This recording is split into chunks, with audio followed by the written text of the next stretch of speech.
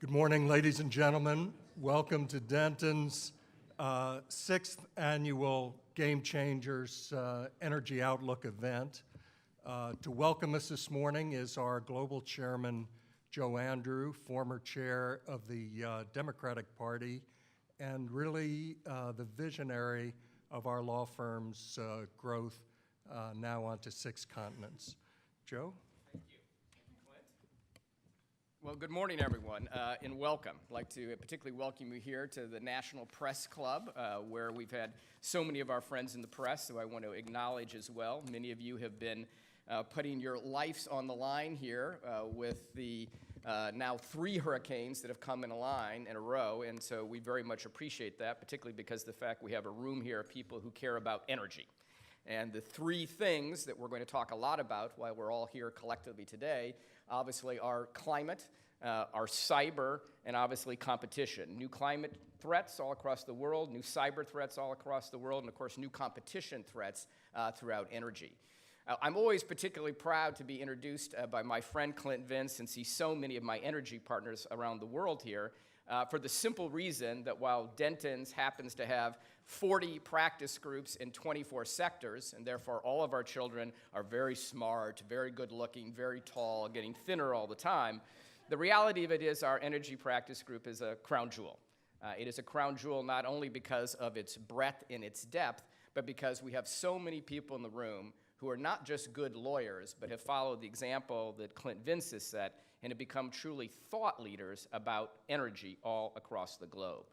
So to give you some sense of what I'm talking about, and I apologize if this sounds like an advertisement, you have to recognize that Denton's is not just the world's largest law firm, but in many areas we've become the leading law firm, and that's certainly true inside energy. With 166 offices in 66 continents, we have more than 1,000 lawyers who practice in the energy space. Now, what that means is that we have a set of relationships, connections, the ability to have a conversation that is not limited by any one individual lawyer's particular background, the place they're from, the culture they grew up in, the way they see the world, but rather a set of abilities to be able to truly have a global outlook on what is a global problem. These hurricanes don't care about geography, right? They are making, obviously, big dents in wiping out issues and concerns about energy regardless of a political geography. And our goal here today, as well as the goal of the entire firm that is led so ably by so many people here in the room, is to not focus on that geography as well, but be able to identify those problems, those opportunities, and those challenges that we can assist people all across the globe as well. We truly have a group of tremendously distinguished people here. I'm particularly happy to see several that we have an affiliation with as well. General Jones is here, if you don't recognize him out of uniform. He obviously is our former national security advisor to President Obama, was the Supreme Allied Commander in Europe and the commander of U.S. European Control. Rest of these pages are just a list of all of his accomplishments, which I will try to not go through all of them as well. But General Jones has obviously provided strategic advice to so many of our clients, and we're very proud of our affiliation with him, again, to be a thought leader, not just to address individual challenges, but to have a broader and wider conversation about the role of energy inside globalization. We're also going to be joined by Secretary Moniz, someone who, again, I think we're all very proud of, clearly not only a thought leader from his time at MIT, but also is extremely successful Secretary of Energy of the United States, someone who, again, regardless of politics, regardless of policy, brought a sense of thoughtfulness, obviously, to this process that I know that we are all proud of. All of this that is happening really in the context, obviously, of globalization. And what I'd like to just have a few thoughts on, again, before I introduce some other people, is to talk about the context of energy in the defining clash of our time. Most of us grew up at a time when there was a clash between free states and non-free states. We defined a role, right, where we thought where the Iron Curtain separated us. What happened here is that we now have a central clash that defines so much of what we're doing between globalization and cultural identity. A clash that where our friend Thomas Friedman has obviously helped us all educate us all about is that globalization allows people to simply interact with each other, not only more, but faster. And that interaction, obviously, often happens with people that have mere caricatures of each of our cultures, mere caricatures of each of our economies, mere characters of each one of our country's policies and positions. So nationalism, unfortunately, gets interpreted only as a question of self-interest, and not a question, again, of culture and background and other issues that happen. That clash, obviously, has led to so many challenges around the world, and there is no group of companies in the world that have to deal with it more than energy companies. Global energy companies, regional energy companies that are part of a much larger supply chain that goes from country to country, from culture to culture, among people who for centuries never had any interaction. I happened to fly here just a few days ago from the Middle East, flew through Dubai. I was in Dubai with one of our partners who introduced me to one of our clients. Our client was there actually with his 4 spouses, all of whom were completely masked. I could only see their eyes in this process as well. They obviously were standing farther away from us, and I noticed that they had a cell phone out. They were watching something on the cell phone. See, I touch it and it rings, right? It's a magic. A cell phone, they're watching something. I'm having a conversation with someone about, and they're looking at me. I'm looking, frankly, almost identical to what I do today, slightly rumpled from a long flight, but, jumping in my suit to walk right in to talk to some people. And I noticed that in full burqas, they're watching a group of women in bikinis frolicking around a pool on their phone, laughing hysterically in their full burqas. All I see is a group of 4 women wearing full burqas. I don't understand their culture. I don't understand their background. I don't know what they're doing. All they're seeing is the Kardashians, right, on a television show, which is widely popular in the country that they came from. Their image of my culture are the Kardashians. My image of their culture is only women in burqas. That conflict, the misunderstandings that it can come from the brief little pictures that we see from each other, results not only in all the cultural attributes that each and every one of you have to manage and handle, it results in wars, it results in conflicts, it results in all kinds of things, that whether it's the general, whether it's the secretary, where it's the nearly 1,000 lawyers who practice energy law inside Dentons in those 168 offices in 66 countries. That is larger, 1,000 lawyers, than most law firms, and all they do is energy work. That is the type of things that we try to focus on, that we try to specialize in, and make sure that people are cognizant of what it is and those challenges that we have. The thought leadership that comes from that is something that we're proud of, and that's why I'm so happy to introduce my friend, my colleague, Clint Vince.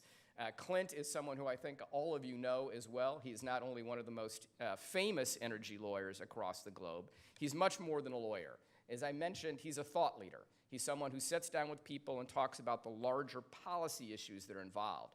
I had conversations this morning with important clients who said, Clint brought a new perspective to things, opened our eyes and helped educate us in ways to think about the issues that affect our community, not just our company, in ways that we had not thought of. That's the best thing I can say about someone. Forget about the more than 600 cases that he's litigated, all of the arguments before the United States Supreme Court, the fact that he has led Dentons to become the Energy Law Firm of the Year 3 years in a row. We are only 4 years old, so I'm really a little upset about that first year. He's not able to get the award as well, but he made up for it a little bit over time as well. So with that, let me introduce this very late bloomer, someone who was not able to do it the first year, but did the following 3 years as well. My friend, colleague, and the leader of the largest global energy practice in the world, Clint Vince. Clint?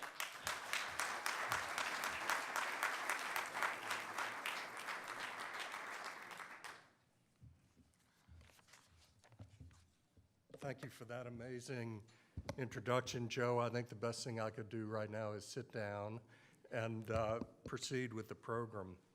We have really some amazing speakers today and some amazing panels that I think will challenge us all and allow us to have a better understanding of some of the points that Joe just talked about. Geopolitics, how energy trends are affecting every region. When we talk about our law firm, Joe mentioned some of our accolades. I'd like to skip over that. He addressed it so effectively. And just talk about a couple of game-changing trends that you're going to hear about today. The one thing I do want to do whenever I talk about big trends and try to really be definitive about new issues that are coming forward in a big way in our industry, is I try to express a little bit of caution. I have participated in wonderful think tanks like Aspen Institute and the Keystone Policy Center and the Alliance to Save Energy. I see Kateri here. And one thing that we have always noticed is sometimes when we all agree on a specific trend, within 24 to 36 months, we were wrong. Think about fracking and what the belief was just before the shale gas revolution hit us. And we all thought that coal would be dominant in the United States. We thought that nuclear would be having a renaissance. And instead, as you can see from my first game-changing slide, the shale gas and oil revolution came through and sideswiped these other major industries, really unpredicted. Second major game changer, and by the way, we'll be hearing a lot about oil and gas today, particularly from Rick Smead, one of the nation's leading experts in this field, and also Richard Newell, the head of Resources for the Future, will be giving a keynote on this subject. Climate is, I believe it's the existential threat to the planet right now. We have differences between our current administration, our past administration, most of the rest of the world, and we have a lot of diversity of views on climate in the United States. We're going to see a lot of political subdivisions, states, cities, counties, corporations, NGOs, and other organizations really stake out their own unique positions in how they address this critical issue. Turbulent weather, of all the weeks to be trying to make my case, I think that's really almost all I need to say when you look at what's just happened with Harvey and what's happened with Irma. And turbulent weather not just includes hurricanes and now tornadoes and cyclones, but it includes things like flooding and conversely, water scarcity. So this is the new norm. It's going to impact our industry tremendously. We'll hear a lot of discussion on this subject today, too. Cyber, as Joe mentioned, we are really thrilled to have our relationship with General Jim Jones, General Wheeler, Carl Hopkins, and an incredible team. I think the top team of any law firm in this field, and the Generals Walker and, Jones and Wheeler will be doing a panel in just a moment, moderated by Carl. Renewables, I remember at think tanks 15 years ago when people would not even put renewables in the supply chart because the pie chart on energy supply and energy security, because they thought it was too small to really have a measurable impact. And now, of course, the investment in renewables is overtaking traditional investment. It is a true game changer. And it's related to the next topic, distributed energy resources, which includes everything from distributed generation to solar, microgrids, smart grids, electric vehicles, and coming very quickly, probably, driverless electric vehicles. This not only represents major technological and investment opportunities, but will likely become a whole new measure of demand for the electric industry, which is needed at the moment. And our friends at the Navigant Consulting firm, who will be speaking later in the day, tell us that the investment in DER, distributed energy resources, is at the tipping point now where there's actually going to be more investment in DER than in Central Station. And so we'll end up with a hybrid relationship between Central Station and distributed energy resources going forward. Big data analytics and brilliant machines is an area where I don't think we can even fully describe the potential change coming, sea change coming with this game changer. It's not my field of expertise, but I'm trying to talk to as many people as possible that do have expertise in this area. It's changing everything and making many things more efficient.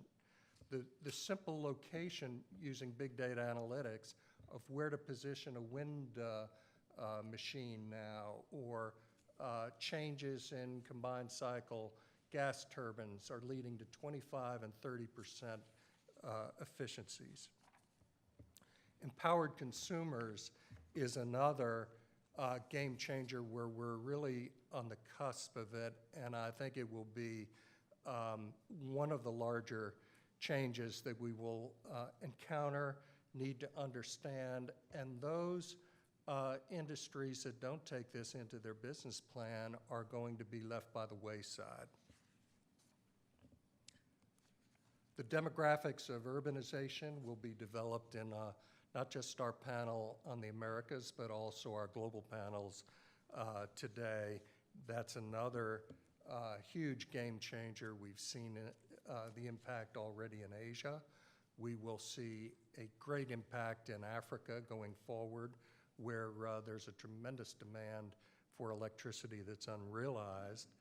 And then finally, one thing that keeps a lot of my clients in traditional utilities up at night is asymmetrical competition. And I was wondering what slide they were going to give me to depict this concept. We started out with a very boring slide, which showed a bunch of differentiated buildings. And I said to Carrie Ryden, we can do better than this, and she has. I think this wins in terms of originality. And finally, what we don't know, what is going to be the next huge technology disruptor, or the next black swan? Will it be war? Will it be cyber? Jim Jones will scare us a little bit during his panel as to some of the threats that we're confronting now. And so I think this is a good time for me to stop. Our panels will develop these concepts, and I'm going to ask Carl Hopkins to come forward. Carl is our, are we going to do your panel first or Doug Black's panel? I think we're going to do Carl. So Carl is our Chief Security Officer for the law firm. He is also the outside general counsel for the Atlantic Council. General Jones was the former chair of the Atlantic Council. And Carl, in his spare time, is one of the top international energy, oil, and gas lawyers in the Middle East. Carl? Thank you, Clint. Welcome, everyone. Joe stole some of my thunder by already giving a lot of General Jones's accolades, and we have a PowerPoint with all of the rest of General Wheeler and General Jones' accolades, but that would take the rest of the afternoon. But what I would like to do first, gentlemen, is thank you both for your service to the country. And would like to start by just highlighting a couple things in the energy business. I think, for all of us, we know this now. It's been really underscored by the events of the last few years. Clint, you talked about climate change, and you mentioned cyber, which we'll talk about cyber. In this panel, we'll also extend that a little bit more to security generally. But I think you have to really look at energy and security as being synonymous. I mean, without energy security, you don't have national security. And I think it's important to really understand, and what we want to talk about today is the interplay between some of the jobs that these gentlemen have had over the years and those in the private sector. But I think what we want to talk about and start off with, and General Jones, I'll push the first question to you, is the interplay between energy security, cybersecurity, Clint mentioned water, food security, and how those things are really interrelated, and then we'll come back and make a little bit more comments as we drop down into some of the more specific threats. Well, thank you very much, Carl and Clint. Thank you very much for having this panel. It really is, using the climate analogy, cybersecurity is really the hurricane of the moment that we're all involved in, and the eye of that hurricane is sitting right on top of us, whether we're in business, government, or any other walk of life. We're vulnerable, we're susceptible, and we're still ill-prepared to meet that threat. One of the things that I deeply believe in is that if we don't adjust to changes in our environment, whether you're in business or whether you're in government or whether you're in a particular branch of the military, you run the risk of becoming obsolete because the environment changes. And so in any large organization, it's always good to be fully aware of the environment that you're in and how the changes to that environment affect, in this case, your business model. But if you're a nation, empires have collapsed because of their failure to adjust to environmental changes, changes in the geostrategic environment, changes on the globe. Institutions and countries get very comfortable with the way they are doing things, and they don't necessarily react quickly to change. So understanding the environment and understanding the changes in that environment are really important. And nowhere is this more evident, in my view, than in the overall field of security. And in my lifetime in the military, we've gone from the 20th century, bipolar, easy to understand world, the free versus the unfree, the good guys versus the bad guys, communism versus capitalism. Pretty black and white environment for the most of the 20th century. And then everything changed. And it changed very quickly. And I would submit that we still haven't fully adjusted to those changes and their implications. And like other empires, if you will, if you want to consider the 20th century somewhat of an American-centric century, there's no guarantee that by the end of this century, the United States will be in the same position of preeminence. It's a competitive world out there. It's multipolar now. We have created many of those changes, and we should be very proud of that. But by the same token, we still have a lot of antibodies out there that really seek to either replace us as a global leader, have global influence across all sectors, from military to industry, science, technology, space, and certainly in cybersecurity capability. My fear, my conclusion thus far is that our institutions have not kept up with both public and private, have not kept up with the pace of the developing technology where the cyber world is concerned. I likened it a little bit to, it's analogous to when we developed the first atomic bomb, and we were the only country that had that technology. We didn't worry too much about nuclear proliferation because we had it. And then Russia, the Soviet Union developed it, and then other countries developed it, and all of a sudden we realized what a dangerous environment this was, and we came across, over time, we developed the protocols, arms control protocols, to control the spread of nuclear weapons and that technology. And that goes on today. There are quite a few leaders of different countries, North Korea to name one, that believe that having nuclear weapons is a guarantee of their survival. And so we're going to continue to see that. I think Iran still has not abandoned its quest to have a nuclear weapon capability, but also the delivery means to intimidate countries that they don't particularly agree with.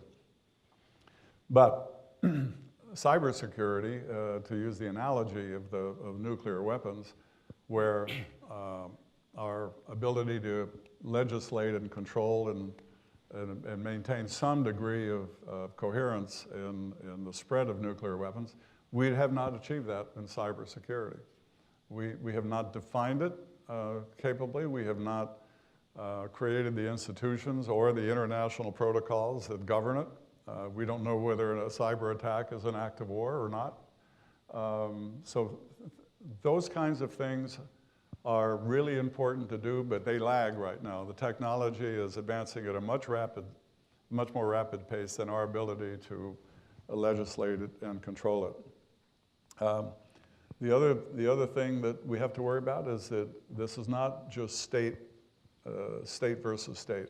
This is non-state actors, crime, terrorists, all kinds of groups, just simple hackers that just like to do it for the fun of it and think they can see if they can get away with it. Tremendous disruptive capabilities out there that are, for the most part, on a national basis, uncontrolled and ungoverned, and in the international space, completely uncontrolled and ungoverned.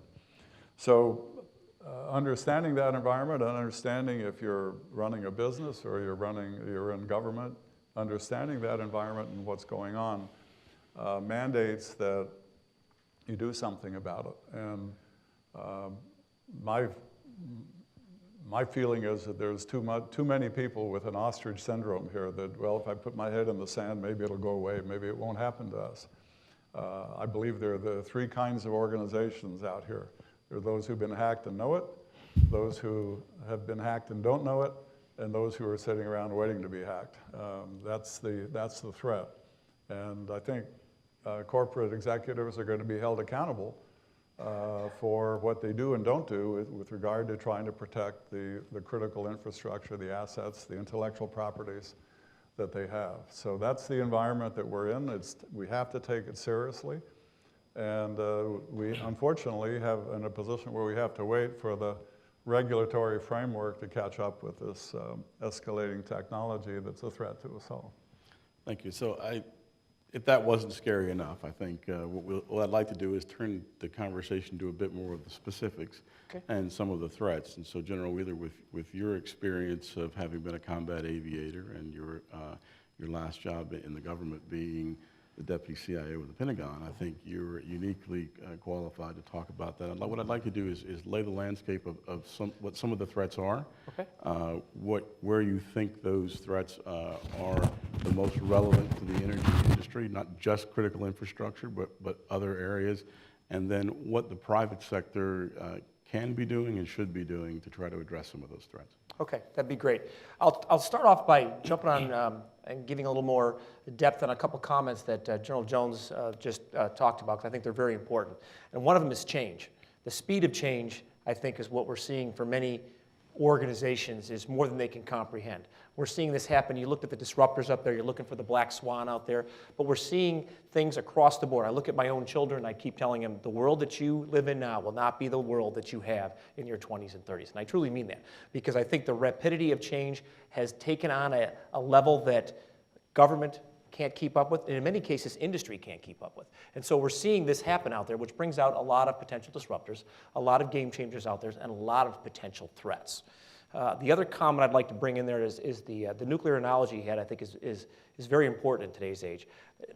Cyber is becoming, in some cases, people believe, an actual piece of deterrence. I can actually deter somebody from bad behavior potentially with deterrence. What is that new combination of deterrence that can prevent wars, that can prevent conflict, as you would argue nuclear was in the times of past?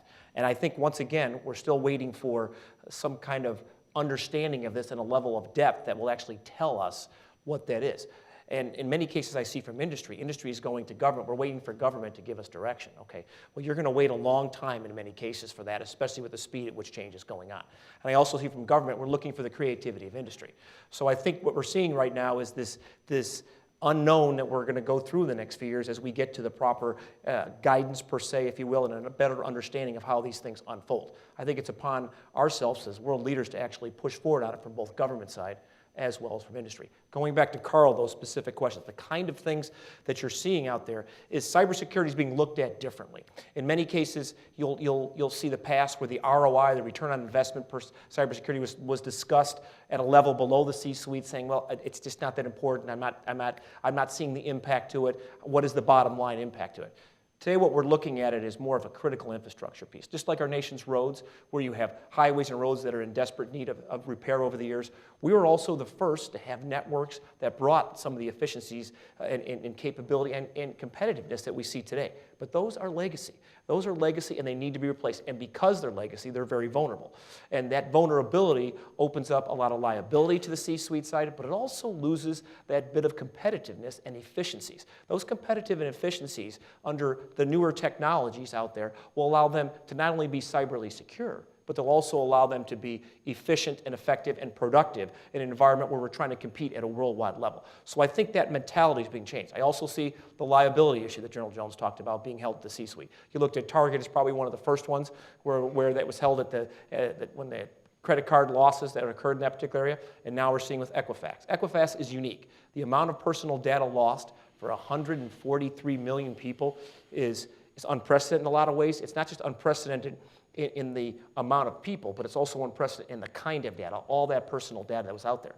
And then you start to see this discussion of, okay, how was that data maintained? How was that data protected from the various clients? I was really shocked to see that on LinkedIn, posted to my site, they actually had the individual resumes within 2 hours of the Equifax hack, their resumes of those cyber leaders within the company, and circling various pieces of their degrees or lack of degrees. And that came to my LinkedIn account, not asked for in any manner, shape, or form, but you're now seeing that kind of look across the world. So it's something that we haven't seen in the past, and it's going to the C-suite, so I think it's going to be very important in the future.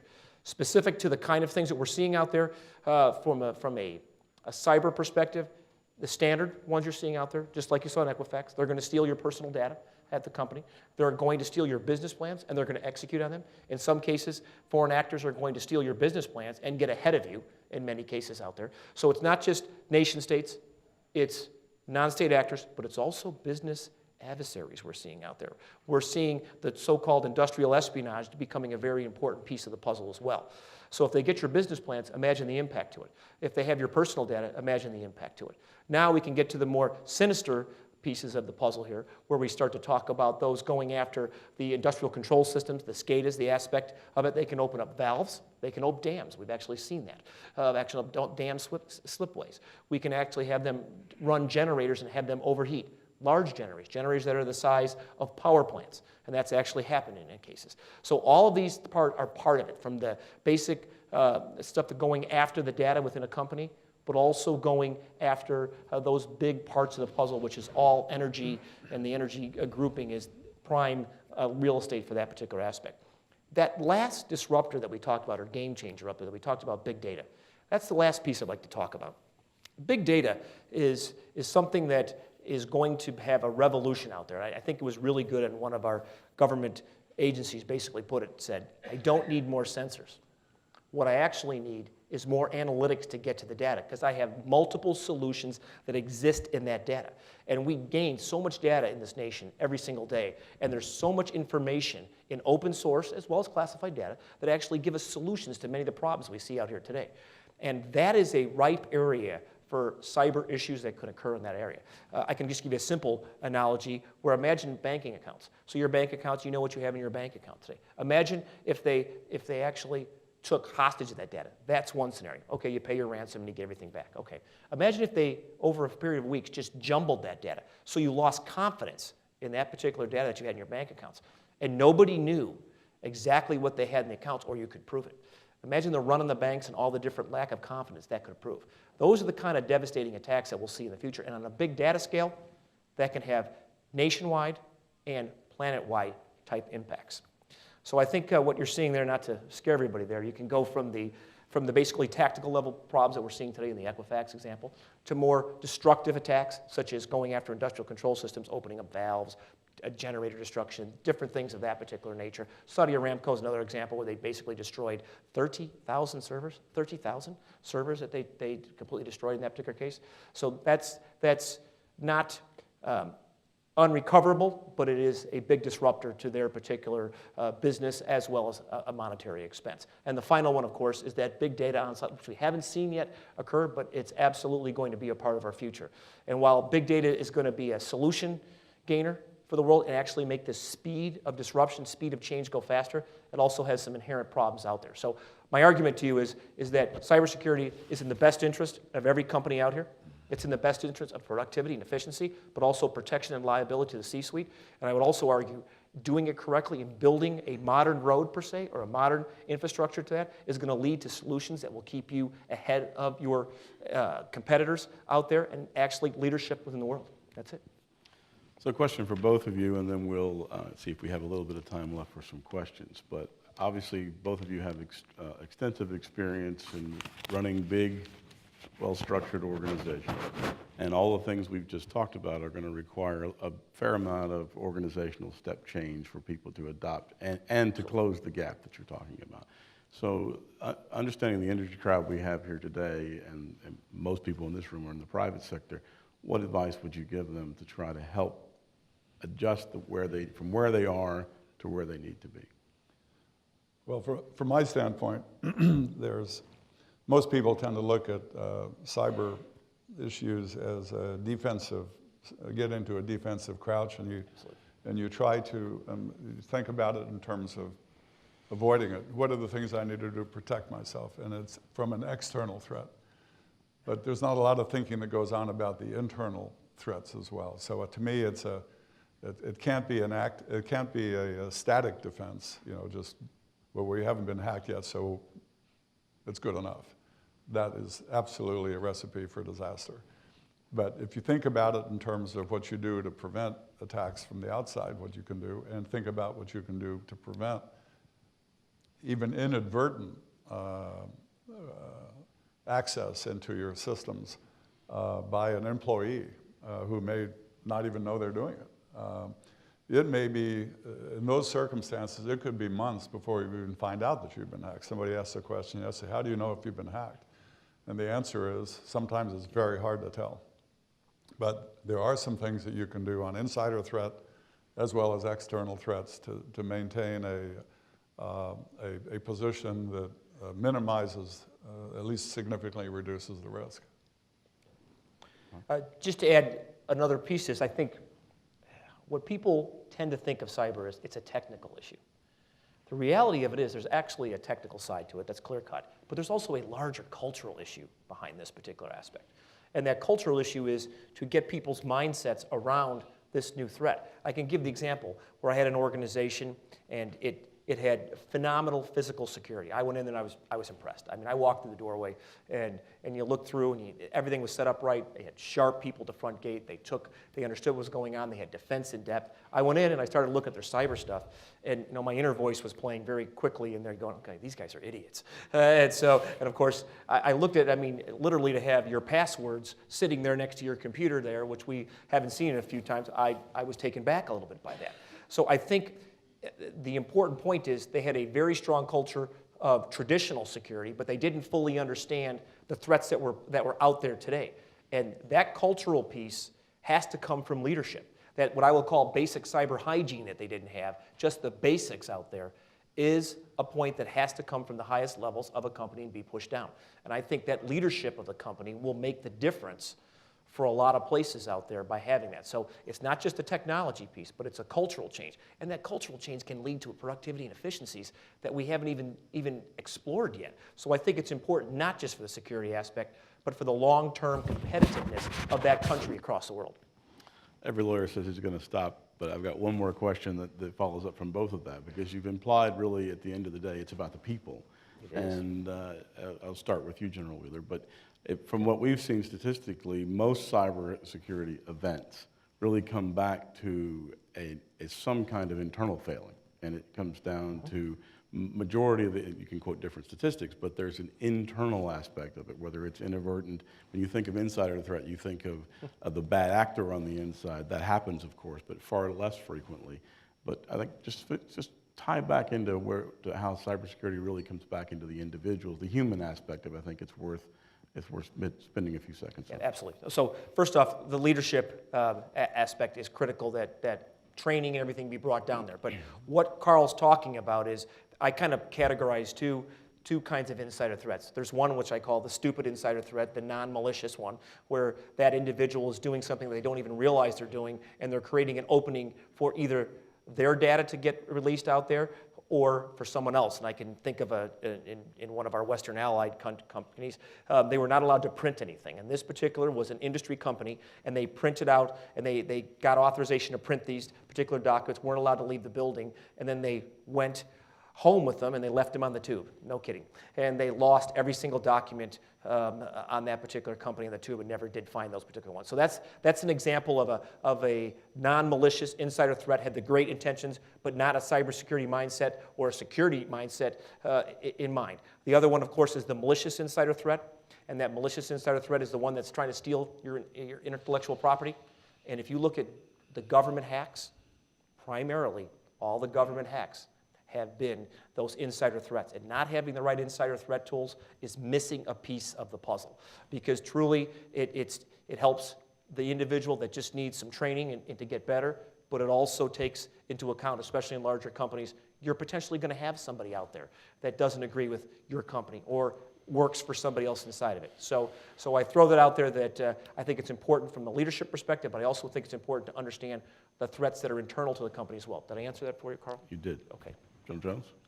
Well, I would refer anyone who wants to read a good piece, Ted Koppel's book, Lights Out, basically forecasts that within 3 days, we could be of an attack on our utilities. We could be without a banking system. We could be without running water. We could be without refrigeration.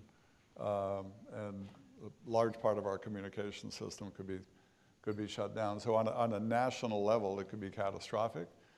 And if individual businesses are targeted in the same way, it could be equally catastrophic as well. So I know this is a lot of gloom and doom from up here, but there are some things, there are some positive things that you can do. And I think I would echo Bob's comment that leadership is what it's about. If the leaders say it's important, then everybody will think it's important.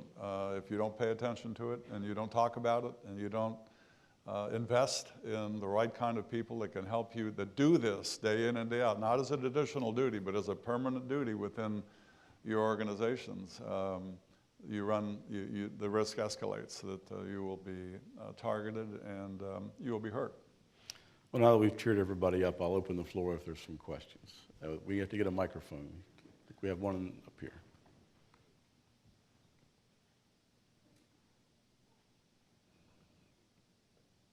General Jones, Terry Callahan with the Alliance to Save Energy. General Jones, you mentioned that the policy is lagging behind the technology, and I think General Wheeler agrees with that. What I'm curious about is, what are those most immediate policy gaps that are there, or things that need to be done and maybe start at a national level that can help to protect against this? Where do you see those policies lagging, and where would you suggest we begin that work? Yeah. Bob, you want to take that? Sure, I'll be happy to. So I think, depending on where you want to go with this, from an industry perspective, I think it's a set of standards. We try to work on a set of standards across industry, especially for critical infrastructure. So we use NIST, for example, if you're familiar with NIST. And that set of standards can be a starting point to protect the interconnection of industry and make sure that they have the basics taken care of in that particular aspect. So that regulatory piece, I think, is important. It can be voluntary at first. It can be done at the regulatory level. I know within certain parts of the Senate, there's very high interest in doing this. And again, they're thinking about critical infrastructure from not just a roads perspective, but the nation's networks and the cybersecurity aspect.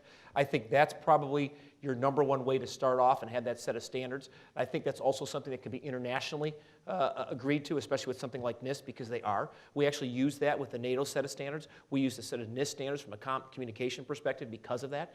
And I think that's a place to begin to where you go. I also think it's also about how you deal with defense and offense and where they begin and end. So that has to be a complete discussion. You will find in many cases where defense means you can touch things to your perimeter, but active defense is actually going out and preventing those things from coming in.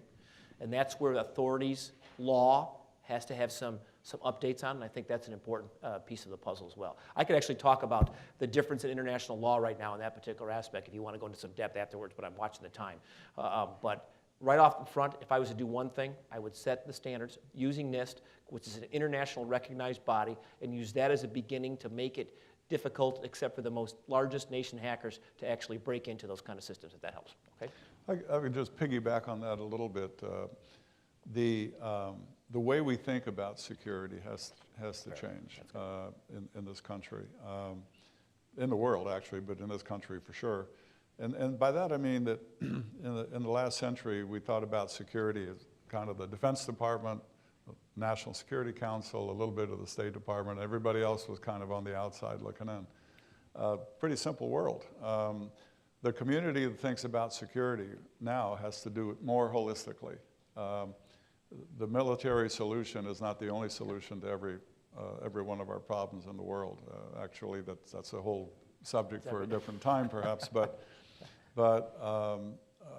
in the time I was in the White House, I tried to bring together people from different walks of life that are all connected to the security challenges.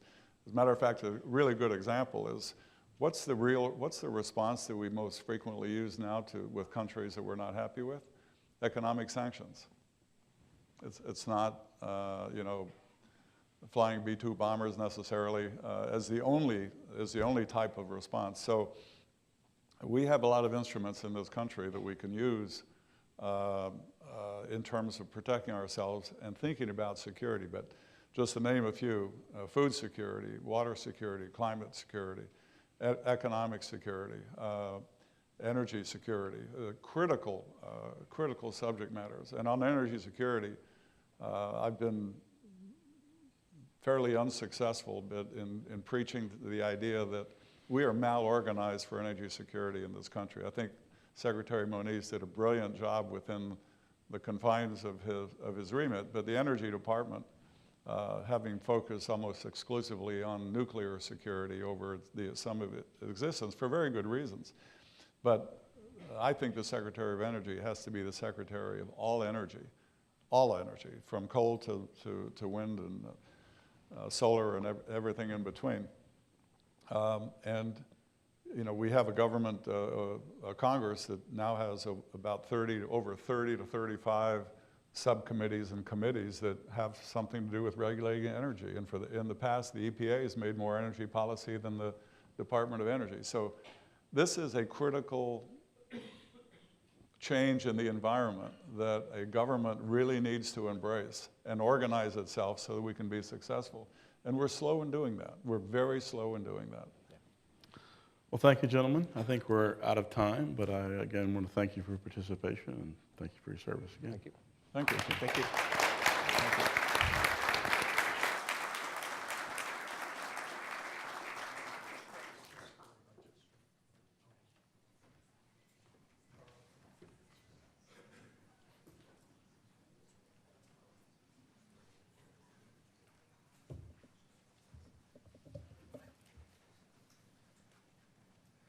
We're going to need a moment to mic up our next panel.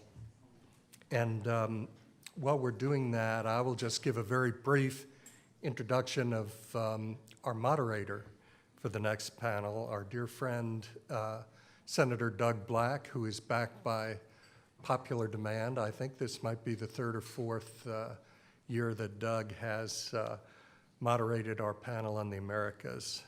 Doug is a senator from Canada. He is from Calgary. He was recently named one of the 25 most influential lawyers in Canada. He was the founding president of the Energy Policy Institute of Canada. And Doug, as you will see in a moment, see evidence of it, is not simply a thought leader, but is actually a policy implementer as well. So we're thrilled to have you come back, Doug. And as soon as we have your microphones on, we'll have you come on up here.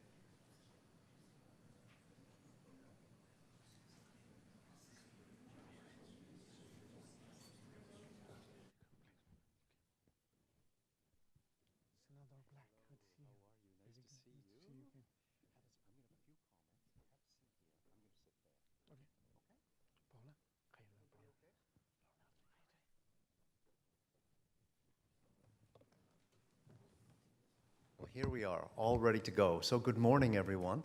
It's wonderful to be back, and I would observe, by way of starting, that the only thing better at Denton's than their organization, as you see, this is incredible organization, would be the quality of the legal work. So that's a throw out to the clients in the audience. You cannot get better lawyers than at Denton's, as I hope you're going to see throughout the day. As Clint indicated, I have the privilege of being a Canadian senator, and one of my roles in the Senate is I sit on the Energy Committee, the Energy and Natural Resources Committee of the Senate of Canada. So I'm looking forward to talking today with our panelists about the so-called hot developments in North America. But what I wanted to do just initially and very quickly is to indicate the trends that I see, building on what Clint has said this morning from my vantage point as both an energy lawyer and as a senator who's very engaged, heavily engaged in energy issues in Canada and North America. Number one, in no particular order, but number one, because it's on my mind every day, is the ongoing renegotiation of NAFTA. Now, since last November, early last November, when there was a change in administration in the States, I and many of my colleagues have found ourselves in Washington on a number of occasions, meeting with members of the Congress and my colleagues in your Senate, to remind folks who needed reminding that NAFTA matters to North America. It matters to Canada, it matters to Mexico, but it matters to North America. And we take the opportunity at every occasion, as I'm going to do in the next moment, to remind our friends, my senator friends and my congressman friends in the United States, that of the lower 48 in the US, 35 of those states' largest trading partner is Canada. That comes as a surprise from time to folks. So then we have to, when they look at me, I present the statistics, which clearly indicate that that's the reality. So NAFTA is in our joint interest. The energy chapter in NAFTA is critical, in my view, to sustainability in North America. We need open borders on energy. We need no restrictions on transmission. Writ broadly, transmission, whether it's oil, whether it's gas, whether it's power. Ultimately, we want to talk about water, but that's not today. And we also need to have free movement of people. This is very, very important. And this is something that, because I am close to the negotiations in respect of energy, these are issues that we cannot take for granted. We also cannot take for granted our friends in Mexico, where it is very important. We were under pressure in Canada to have bilateral negotiations, and we took the position early on, no. North America is three countries, three very important economies, and it's very important that negotiations proceed on a trilateral basis, which I'm happy to say and proud to say that that is advancing as recently as, or as quickly as next weekend again in Ottawa. So NAFTA. 2, innovation. As Clint has referred to, innovation writ large is completely changing taxis, energy, wind power, electricity, etc. We have to pay attention to that. We can't sit back and say, oh my goodness. We have to embrace it, and we have to take advantage of that. Also, as Clint has pointed out, the big trend is the fact that the price of energy is falling. So that's going to create a whole number of market share competitions. It's going to create a whole number of issues around the attitude of consumers, because suddenly you can buy your Christmas lights for 6 times less than you did 2 years ago. Does that mean that you should have 6 times the number of Christmas lights? And a lot of people think you likely should. So policymakers have got to be very attentive to what this means in terms of consumption. So I think those are the overarching trends as I see them from where I sit. But now we're going to hear from people who are actually have their feet on the ground. We have a distinguished panel, a distinguished panel of folks who actually are engaged day to day in operations. We're going to hear first of all from Leonardo Moreno from the AES Corporation, living in Maryland, run from Virginia, a huge generation and distribution company operating in 17 countries around the world with $35 billion in assets. He can speak meaningfully because he is the Director of Strategy and Risk Management at that company. Then we're going to hear from Paula Gold-Williams, who runs the largest municipal energy firm in San Antonio, the largest in the country, in America, from San Antonio. Very experienced in that firm and very experienced with the consumer. So I'm very interested in hearing from her. And then my great friend, Rogelio Lopez Valera from Mexico, who is perhaps, well, let's go with he is, the leading energy lawyer in Mexico. Tremendous international experience with Pemex and now with Dentons, who have a very significant energy practice. So I'm going to sit myself down now, and we have a few questions for our panelists, and we'll go from there. Yeah, no, it still works. So, may we start with you? Of course. Excellent. Good. So what I'd like you to share with the audience is, what do you see as the short and long-term drivers of the energy industry in the Americas? Thank you, Doug.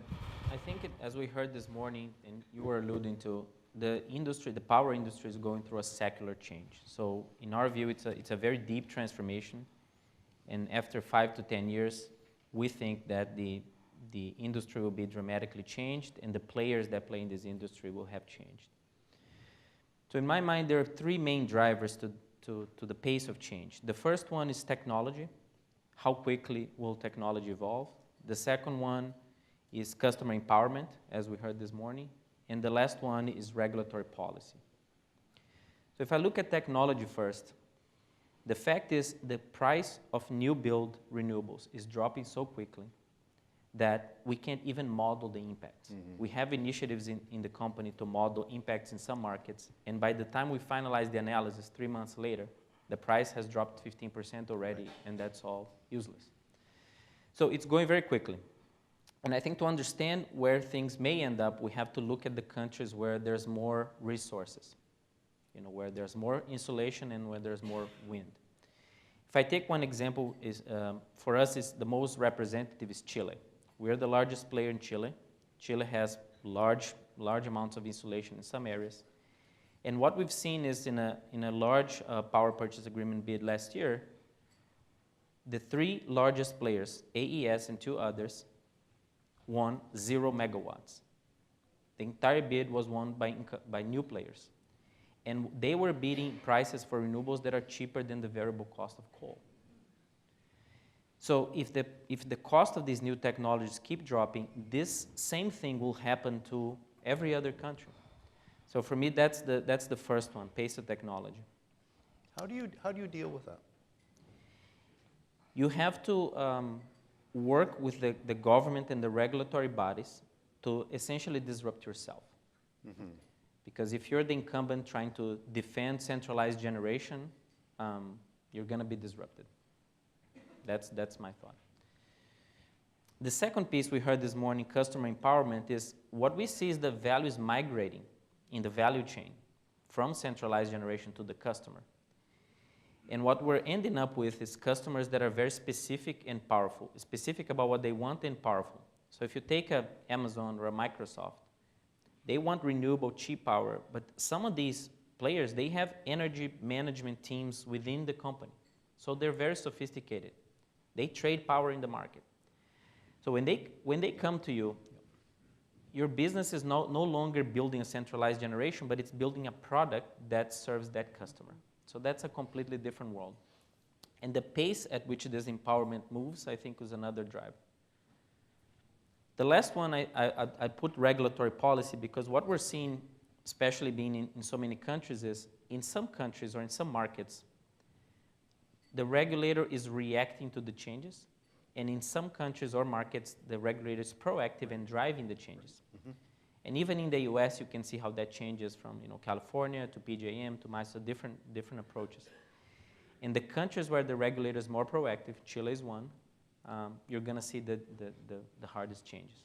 Mexico is another case where the country is transforming. So I'd say these three things, pace of technology change, customer empowerment, and regulatory policy, for me, are the biggest drivers.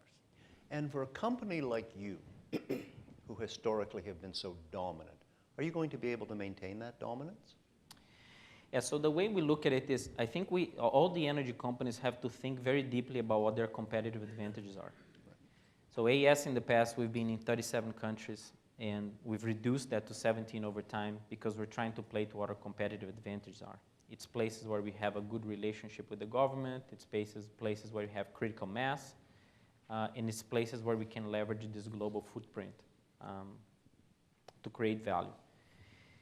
Now, you have to look at the picture of what's happened to some of the markets that are more advanced and what's happening to the companies there. And I like to take the example of Germany.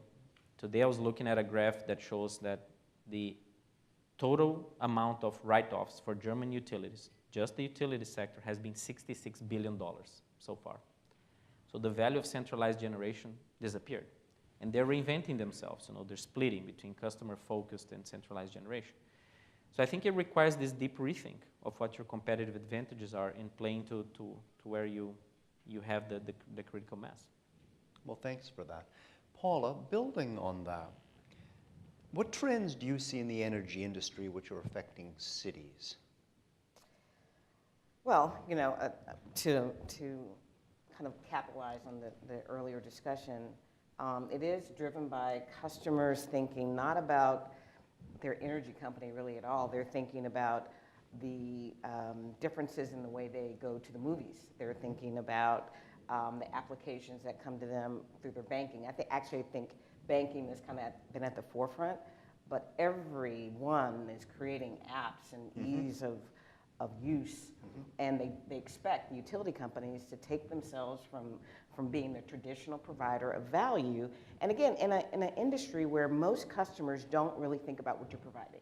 It's not like a grocery store. You go to the grocery store, you pick up, your canned goods or your meats, and you think about it that way. In terms of what we provide, it is unconscious value.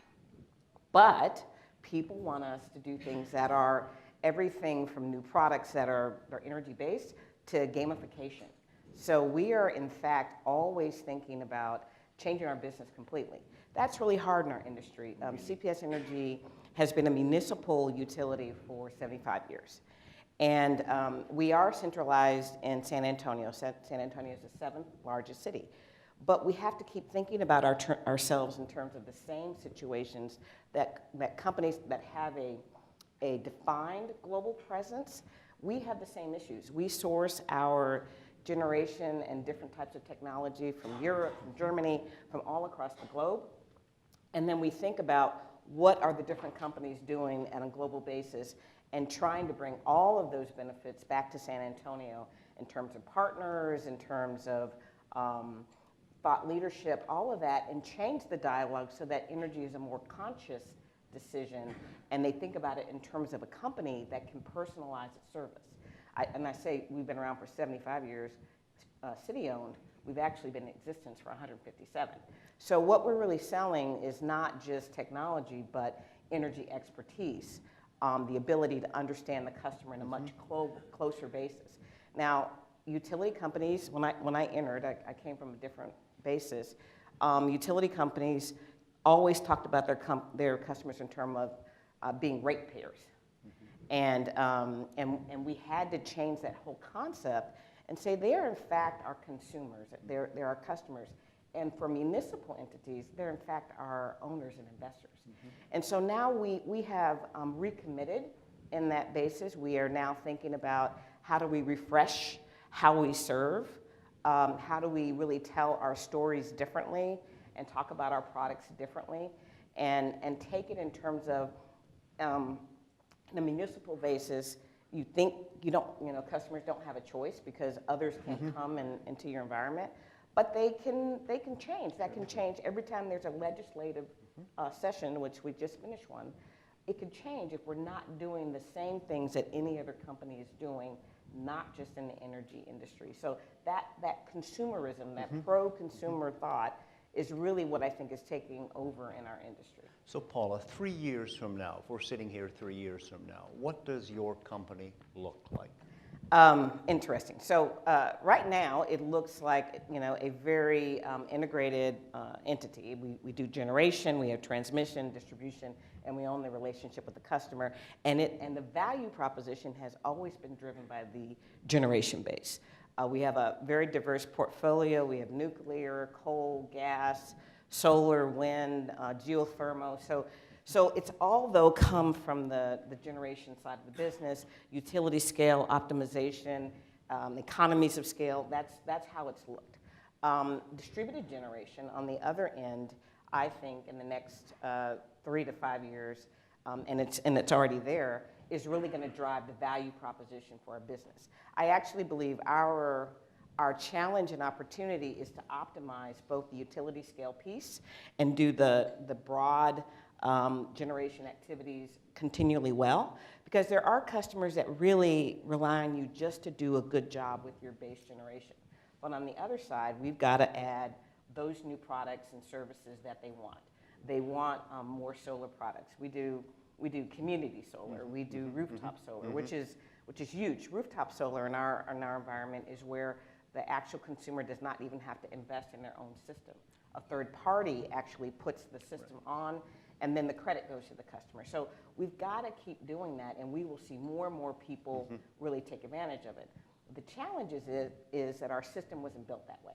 And so there are technical issues with trying to have so many people really get into ability to push power back into the system. So we've got to make it seamless, and we've got to explain to them the value of it without them being weighed down by the technical issues around that. Can you be disrupted in San Antonio? Could I come in and form, Doug Black Power? No, you can't do damn. that. However, Damn it. However, private citizens have a choice of introducing products and services that can erode the value. And again, legislatively, we can be disruptive, and the whole environment can change. So we don't assume that our model is exactly going to stay the way it is. In fact, we think the business model and the industry will change, just because it's the same thing of assuming that you no longer have a typewriter industry and a horse and buggy industry. If energy is not careful, we will go there. So we are leaning into and assume that it's going to change, and we want to be a part of that and drive it. And CPS has the right leadership to do that. Oh, you're kind. I think so. Let's talk about Mexico, if we can, for a moment or two. One of my favorite countries. So we have had some substantial talk around change in the energy industry in Mexico. Are we seeing results from that? Well, Doug, Senator Black, I think we have seen a lot of good results. The reform was introduced in 2013. It's a massive implementation effort on the part of the government. It's not only establishing the regulatory framework, building agencies, because we didn't have agencies, to regulate two monopolies. No? Remember that Mexico used to have one of the largest vertically integrated monopolies in the world, no? From oil and gas, upstream to downstream, and electricity. No? The decision undertaken by Congress to fully liberalize and bring competition entail a massive regulatory framework to be introduced. Not only now oil and gas, E&Ps free for competition, midstream is being liberalized, downstream from gas stations is also being liberalized. We used to have only one single gasoline station.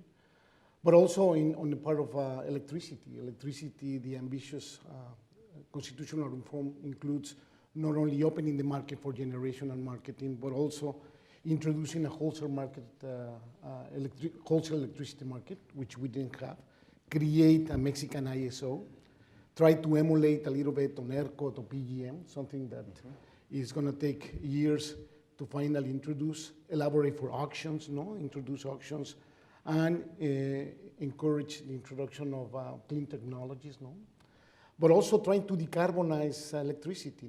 It's not only liberalize the sector, but also take a commitment to decarbonize the electricity sector. At the same time, these two monopolies that you remember, Pemex and CFE, are being splitted into different companies. More importantly, CFE, CFE, Mexico's national utility company, is now being splitted into 16 companies. From being a single vertically integrated monopoly, now is being separated through functionality separation rules, whereby you're going to have generation, transmission, distribution, and marketing, and in an effort to try to compete, because one of the issues or one of the biggest challenges is not just to introduce a legal reform which repeals the monopoly. The problem is that the monopoly continues to be de facto. No? I mean, you can make changes from the legal point of view, but de facto, the clients continues to be under the hands of Pemex or CFE. So one of the greatest commitments, or one of the greatest challenges, is to introduce asymmetric rules, and the government has introduced asymmetric rules in an effort to introduce competition. Let me give you one example. Mexico's FERC, Mexico's Energy Regulatory Commission, has ordered Pemex to relinquish, to surrender 70% of their clients in 4 years on natural gas. By doing that, that will introduce companies from Macquarie to Tenaska to participate in the new market. No? That's going to take a lot of effort and regulatory framework, and also it entails leaving Pemex without the ability to grow, because now the idea is to bring more competition. No? So clearly has been a lot of commitment on investment opportunities, especially on E&P. And power generation. No? Power generation, there has been 3 auctions already, Doug, organized by Mexico's ISO, SENACE. Mexico's SENACE was created as a spin-off decision of the government in 2014. No? And SENACE has been well organized, 3 auctions, all of them supporting clean technologies, no? Solar and wind. And right now, one of the most attractive business opportunities has been the E&P blocks, no? For conventional resources.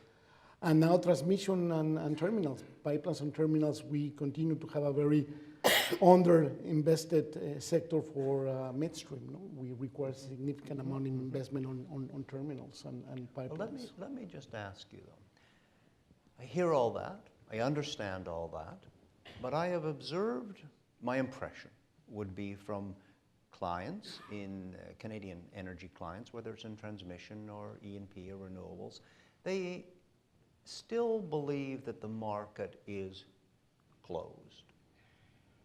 Now, maybe that sounds rude. If that's rude, I'm Canadian. I don't mean to be rude. No. I mean, from the legal point of view, it has been completely abolished. The issue is that continues to be the market controlled by 2 major giants. So how are you going to deal with that? By introducing asymmetric rules. Those rules have been introduced by Mexico's CRE, Energy Regulatory Commission, and Mexico's antitrust agency. So could I, if I were Doug Black Energy, I wish, but if I were Doug Black Energy, could I bid on a project in Mexico without a Mexican partner? Oh yeah. There's no foreign investment restrictions. Could I win? Oh yeah, all of the bid process. I mean, just give an example on E&P. E&P has been already awarded, Mexico's upstream agency, CNH, has already awarded 70 contracts. All of these blocks have been mostly on offshore. They require massive amount of investment. And one of the probably greatest tragedies of having a monopoly vested in a single government entity for 70 years is that when you liberalize an industry like that, you end up providing that an opportunity to foreign investors. Why? Because obviously Mexican local companies do not have the experience, the financial wherewithal, but more importantly, the operating experience that by law. That's right. You have to provide, no? For an operator to win an offshore shallow water, or just forget about shallow water, deep water, only companies like BHP or Chevron could be able to bid, qualify, and win these projects. No, it's very exciting what you're undertaking, and change takes time. I mean, I think the industry was expecting things to happen very rapidly. They haven't. And I suppose maybe we shouldn't be surprised. Sure. Now, because I am a politician, I'm very interested in finding out your view on your pending presidential election and what effect that could have on energy development in your country. Well, despite of the fact that all of these changes are embedded into the Constitution, and they are within the saving provisions, the mandate to decarbonize the electricity sector, to liberalize and create an independent pipeline operator, things like that, despite of that. Clearly, depending who would be the president, they could compromise the full implementation of the reform. Of course. We didn't expect to have NAFTA within the horizon. I believe that NAFTA negotiation for the energy sector becomes a very good opportunity for Mexico, not only for North America, as you said, Doc, Agree. to fully integrate and have one of the strongest blocks in the world on energy.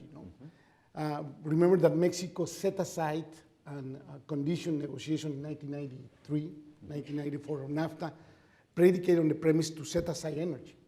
Now things has changed, and now Mexico is committed to liberalize and to make sure that there is no curtailment. Because we all know that many of these seamless wires or pipelines that are being built by Mexico to import natural gas from Marcellus or from Texas, or the wires and the DC ties that Mexico is eager to build with Texas, they need to be agnostic and protected against possible political curtailments, let me put it that way. And that is the whole about free trade. Free trade is in an effort to have free trade, but also to provide energy security. Mexico now imports more than 70% of natural gas from the US. Gasoline and diesel is being imported from the US close to 50% as well. So it's becoming an energy security matter for Mexico that we regulate properly under NAFTA energy. So I'm more positive on that side, that NAFTA is gonna bring good news if everything goes smooth on the negotiation, obviously. But on the side of the presidential campaign, I'm concerned, for obvious reasons, that despite, again, that the reforms are introduced in the Constitution, any president against the reform probably could not be able to have a constitutional amendment because they will require supermajority vote, no? You know that, Senator Blanc. But more importantly is that any executive branch could slow down the implementation process. And if NAFTA is not completely negotiated before your next presidential election, what position do you believe Mexico is in? Well, it's becoming weaker in a sense that although all of these pipelines are bidirectional and allow counterflow, and nevertheless, and despite of the fact that we are launching a lot of blocks for EMP, we nevertheless continue to rely a lot on the supply of the US and Canada. We export crude oil, but for refined products and natural gas, we are depending a lot on them. The good thing is that one of the commitments this government has is that many of these projects in Mexico are anchored by US and Canadian or trading partner companies. No? All of these power plants, gas-fired facilities, wind farms are being built by companies that have either US private equity fund or Canadians or non-recourse project finance. No? So one way or the other, we are tied together, despite of NAFTA not being completed in the next 2 years. We are tied together with a great level of investments and interactions. And my last question on that, but I do want, I know I'm interested, and I suspect the audience of investors is interested. If you have a change of government, and certainly we can all look at the polls, if you have a change of government, what position will that put the energy industry in? Because I understand the alternate candidate for president is very nationalistic. Well, there are different scenarios. One clearly is that that nationalistic president could not be able to have, forget about simple majority vote, forget about a supermajority vote, but it will be able to slow down a lot of the implementation process. Most of the implementation process, though, is required as part of the constitutional mandate. That was a smart move from Congress back in 2013. That should help, but still, that nevertheless could slow down. No? It will be the pressure from large stakeholders. The public is happy with the reform. It is a lot of, there could be a lot of manipulation on the prices of electricity and the prices of gasoline now that is being liberalized. Driven down. Correct. Right. So there could be a lot of manipulation, but at the end, I would say mainly will depend on the level and the leverage of many, not only the consumers, but also the large investors that are undertaking large amount of investment on EMP and transmission and generation that probably should help. Well, thank you for being so frank, because I know some of those questions were maybe a little edgy. But I think people want to understand because it's a very delicate time. Very delicate, yep. Well, that's absolutely wonderful. Well, we have a few minutes left. Does anyone have any questions for any of these tremendous panelists on the range of topics that we've covered here today?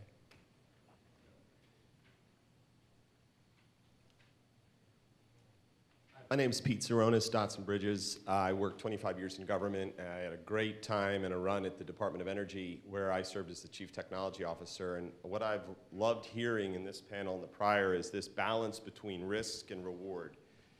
And Paula, to your point about running utility and that offering the consumerization or enabling the consumerization of IT to customers, more services, as the industrial Internet of Things, or as we know, the Internet of Things, the Internet of Everything, the sensor-based networks that are part of the evolution of technology, there's risk, and then there's the risk of not investing. I guess I'd love your opinion, having worked with utilities in a very collaborative manner for most of my career towards the end in government, that it's exciting to embrace innovation, but then there's a lot of late adoption that can stifle that. So how do you, as a utility, look at that while the government, where I came from, really is saying, public and private sector, go collaborate and innovate, and let's move the pendulum to the right?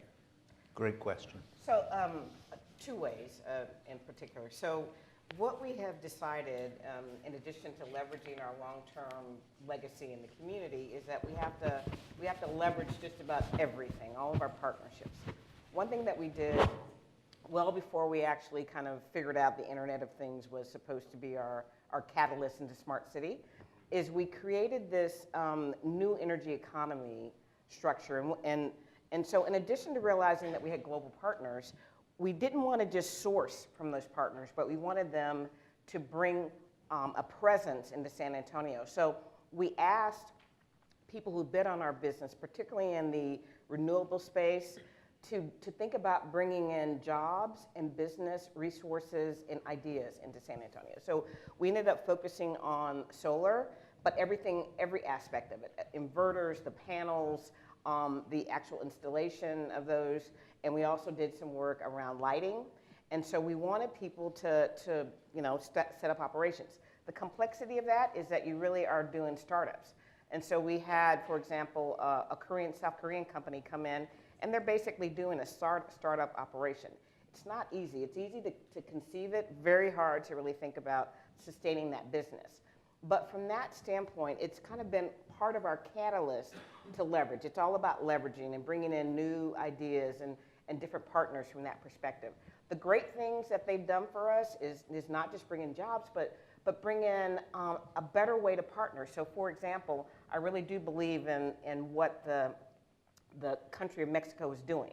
And we actually have sent our consortium of new energy partners to Mexico to think about how we can share ideas on creating that same type of economic structure, which is good for Mexico, it's good for the US, it's good for Texas, and all of that leveraging in terms of them bringing up their new products. Green Star brought up and launched new products along that way, and our ability to send people over and talk about how we approach the ERCOT market. It's all that leveraging that has happened. And the other thing I would say is we had some partners through Green Star from Europe. And they were talking about the challenges in terms of smart city. One of the biggest challenges is that lack of ability to partner. So sometimes they'll come into a community and they can't get the city, the electric and gas utility, the water utility, the transportation utility, and business to all think about smart city in the same direction. The thing that we've been doing is really starting a dialogue about saying we don't even own smart city. Utilities started out saying they owned smart city, which I think wasn't very smart. It's more important for the community and the city to believe that they own it and to know that they own it. So I tell our owner all the time, you are the city of San Antonio, you are the city manager, you're the council, you own it. You know how you need to serve the representatives and the constituents of that community. What we're doing is creating the foundation. We have a mesh network and all the technology that can be leveraged in Smart City. And then we're creating the dialogue to say, what do you think you want to focus on? And what we really are doing is trying to figure out how can we converge all of those directions in the same direction. And so when I was talking to the European country, they go, we haven't found anybody who talks about smart city in terms of bringing in the partnerships, bringing in the alignment, and being able to bring multiple parties to the same table and discussion. Not easy dialogue, but that's the way we do it, and it's enabled by technology. And we make technology work for us in terms of service instead of just thinking about the IoT of things. And I think that's the best way for us to leverage every single dollar along that investment chain. Any other questions? Well, seeing none, I'd like to take the opportunity to thank each of you for being here, for taking the time to think through the issues, and for being such great presenters this morning. So thank you, and thanks to the audience. Wonderful. Thanks very much.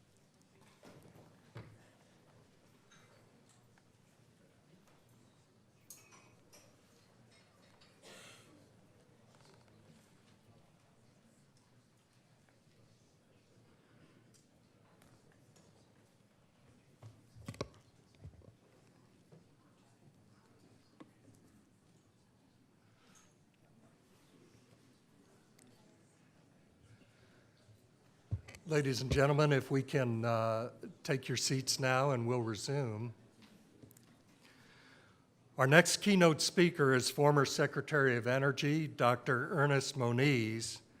I have known Ernie for many years, and Denton's is thrilled to announce that Ernie and his consulting firm, EJM Associates, are going to become senior advisors to Denton's. We also have Joe Hayes here in the audience. Joe, if you would just stand up for one quick second, who's a co-founding principal with Ernie, and Melanie Kenderdine, who is known to nearly all of you, is in Columbia giving a speech today, or she would be with us as well. When I asked Ernie what EJM stood for, I thought that he would say his initials, but instead he said it stands for Ernie, Joe, and Melanie. Of course, Melanie felt that it should be Ernie, Melanie, and Joe in terms of sequence, so that's going to have to be sorted out over time. The acronym rules. Secretary Moniz was the 13th Secretary of Energy serving under President Obama. It is hard to imagine a more impactful secretary, and my prediction is that history will treat him as the most impactful secretary in the history of the Department of Energy. He negotiated side by side with Secretary Kerry with respect to the Iran nuclear agreement. He developed many bipartisan energy policies, something that is a bit unusual in this day and age, but he is very deeply respected on both sides of the aisle. Prior to becoming secretary, Ernie famously ran MIT's energy initiative, and he was with MIT for nearly 40 years, from 1973 to 2013, I think, Ernie. That's unkind. Let me revise that and reframe it and say Ernie was a cornerstone of MIT's energy initiative, and you remember that he really dissected and analyzed the major industries, starting with, I think, nuclear, coal, natural gas, renewables, and so even before he came to the Department of Energy, he understood the industry inside out. And during his tenure at DOE, he directed, and Melanie Kenderdine was really the chief architect of the Quadrennial Energy Review, which many of us feel was the best piece of analysis, at least that I've seen, regarding the energy infrastructure in the United States and recommendations as to how to strengthen it. I could go on and on regarding Ernie's amazing capabilities and accolades. He is a nuclear physicist, and at the moment it's quite possible that he's the smartest guy in the room. So with that, I'm going to let Ernie come forward and educate us. Are you going to manage the Q&A? Yes, okay. All right. Okay. Well, thank you, Clint, for that very generous introduction. I certainly will not endorse the last point.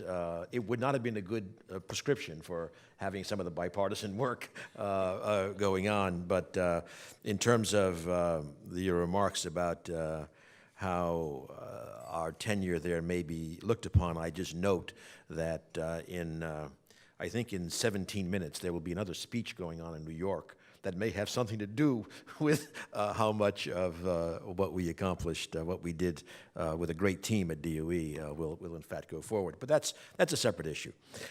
It's really, as Clint said, well, we have known each other for quite a while, and since we are both dedicated to fun and getting stuff done, we have a very, very good relationship now, as Clint mentioned, as my colleagues and I join with Clint and his colleagues in terms of trying to move the energy agenda forward in ways that obviously are good broadly, but also good for the various companies that we look forward to working with. Now, Clint asked me today to focus remarks on energy security with both kind of a global and a U.S. perspective.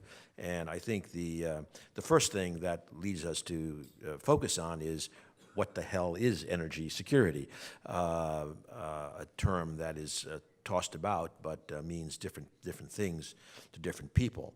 One thing it is certainly not in the modern context is simply about oil security. The view of the 1970s, when so many of the policies, institutions that are relevant to us were put in place in the context of what was happening with the oil markets in that time. We still see, and I'll come back to this later, the Cheshire Cat smile from that period with, focus on how many days of imports do we need to size the petroleum reserve, and this kind of approach, which really does not fit at all in the context of the way energy markets have evolved. Again, I'll come back to that. But in terms of really looking anew at energy security, or at least articulating what had evolved, in fact, it was the 2014 Russian incursions in Ukraine that kind of provided, which of course was not about oil. The issues then were around gas with Ukraine and Europe. Really caused provided a stimulus to re-examine energy security. And in fact, in the context of the G7 plus the EU, we all came together and put forward what you might call a modern view of energy security. And the first thing is the overarching statement that energy security is not something to be viewed simply in a national context, but rather as a collective responsibility among allies and friends. That has a variety of reasons, the interconnected markets, of course, but also the geopolitical issues that, let's say, for the United States, for example, energy insecurity of our allies is a national security problem for us. And the Ukraine situation was, again, something that really brought that out quite clearly, but is by no means the only reason for that. So within that collective context, then the energy ministers and then the leaders of the G7 plus the EU wrote down a kind of a set of principles that were to outline modern energy security concerns. And interestingly, the first one put down was the benefit of flexible, transparent, competitive markets to energy security. And indeed, if you look at some of the disruptions that we've had in the United States over the last decade from things like hurricanes, so not an intentional cutoff of supplies, but what actually tremendously mitigated the impacts in the energy system was the market, the functioning of the market, especially in the Atlantic Basin in these cases. So markets were really put forward as an important key element of energy security. Secondly, of course, the more traditional, if you like, statement about diversification of sources, of fuels, of routes, and the development of indigenous supplies of energy, a second major part of energy security. Third, the transition to a low-carbon economy. Obviously, very important, central in the context of climate change, but also noting it is central to energy security. Because if you think about certainly the traditional ideas about where energy insecurity comes from, it's associated with carbon, oil and natural gas. So the low carbon transition is itself very important for energy security. Fourth, energy efficiency, demand response, critical, once again, lowering one's reliance on fuels as an important part of energy security. Fifth, an innovation agenda to develop new technologies, new business models, et cetera, for a functioning energy system, important to energy security. Sixth, resilience of energy infrastructure, modernization of energy infrastructure, policies to advance resilient infrastructure, critical to energy security. That, of course, includes, not exclusively, but includes very much the whole development of the electricity grid. It involves something discussed earlier today in terms of cybersecurity, et cetera.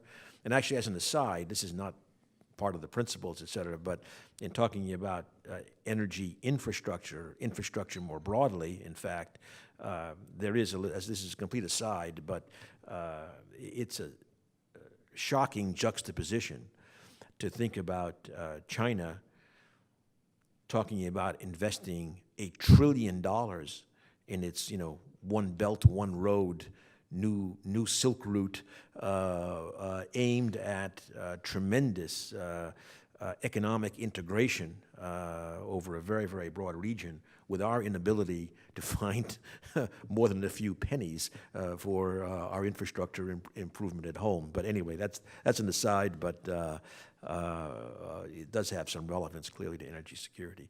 And finally, emergency response systems, the reserves, fuel switching and the like, was the seventh of the principles put forward. So I think when you take this together, it really, I don't think any of it is shocking. I hope it's not, but it really had not been articulated as this is now kind of a picture that we need to use to evaluate energy security. So let me just now comment on a few of these, because I think we want to really leave the time for Q&A. So first of all, no big surprise, obviously, to this audience that the oil and natural gas markets now look nothing like the 1970s, frankly, or even a decade ago. Market mechanisms over these last decades, of course, have developed dramatically, and in the last roughly decade, the fracking revolution in the United States has changed oil and gas markets globally. Obviously, OPEC market power down, but I think the really incredible change that we are now going through, again, is the development of something that at least resembles a global natural gas market. The capacity and in fact, one would argue today, maybe overcapacity in the LNG markets, dramatic changes in global pricing. You look at Japan, in no time going from $17, $18 natural gas prices to $5 to $6 today. Europe as well, downward pressure on Russia's pricing. Really incredible. I think we do expect that this overcapacity will probably work itself out over the next 5 years, and that'll change, and we will see what happens in this country as probably a whole new round of operating liquefaction facilities comes in, raising the political pressures, which I can assure you we felt quite intensely at DOE in the last years in terms of the whole export markets here. But I think this is again a incredible change, and one that, in the context of those energy principles, is a big step forward for energy security. Again, it'll create some other political dynamics, certainly in this country, but globally. It's a major development in terms of energy security. Challenges for companies, probably a tremendous continuing shift, relatively speaking, from long-term contracts to spot pricing. But again, in the big picture, a major step forward in my view. There is still the question on natural gas and energy security. Europe has not come to fully implement, shall we say, the principles, in particular the ongoing dynamics between additional Russian capacity to deliver gas to Europe versus the focus on the south, more Caspian, more Eastern Mediterranean gas, but it's a very dynamic situation that's playing out. I will just note one other point of recent political consequence in the United States, and that is that, for reasons, I'm not going to go into all the reasons, you all know them, but the fact is that not so long ago, a few weeks ago, in August, the Congress passed a new Sanctions Act that basically arrogated some of the responsibilities in enforcing sanctions that have traditionally lied with the executive, with the president. I'm not going to argue the pluses and the minuses. We all know the dynamics that led to that. But I do want to note that this has implications in many ways, because I would argue that with this situation, which has an historical parallel, many of you, I'm sorry to say that many of you look to be my age and will remember the Jackson-Vanik sanctions that were put in place in the 1970s, dealing with Jewish immigration from the Soviet Union. That, if I recall that history for you, those were put in place in the 70s. You can argue very successfully in the sense that Jewish immigration then increased dramatically within only a few years. Finally, in 1997, President Clinton certified that the Soviet Union was in compliance. Then Russia was in compliance with Jackson-Vanik. And a mere 15 years later, Congress then removed the sanctions. And it had to do with chickens, but anyway. But the point is, if you're Russia, and we understand all the issues with Russia, but if you're Russia and you see now Congress again in that position, it does lead you to wonder what level of negotiation one is prepared to have. So that has implications. For example, we were in Kazakhstan recently, the end of August, and Kazakhstan, of course, still has to rely upon, to a large extent, its oil going through Russia to Europe. It needs more capacity. If there is uncertainty now as to whether that is a sanctionable activity, and there's a lot of uncertainty about those being lifted, well, that means the oil goes east rather than to Europe. So there are significant energy security implications in this kind of development. So I think the answer is, and in a different context, it was in a nuclear context, but the same applies here.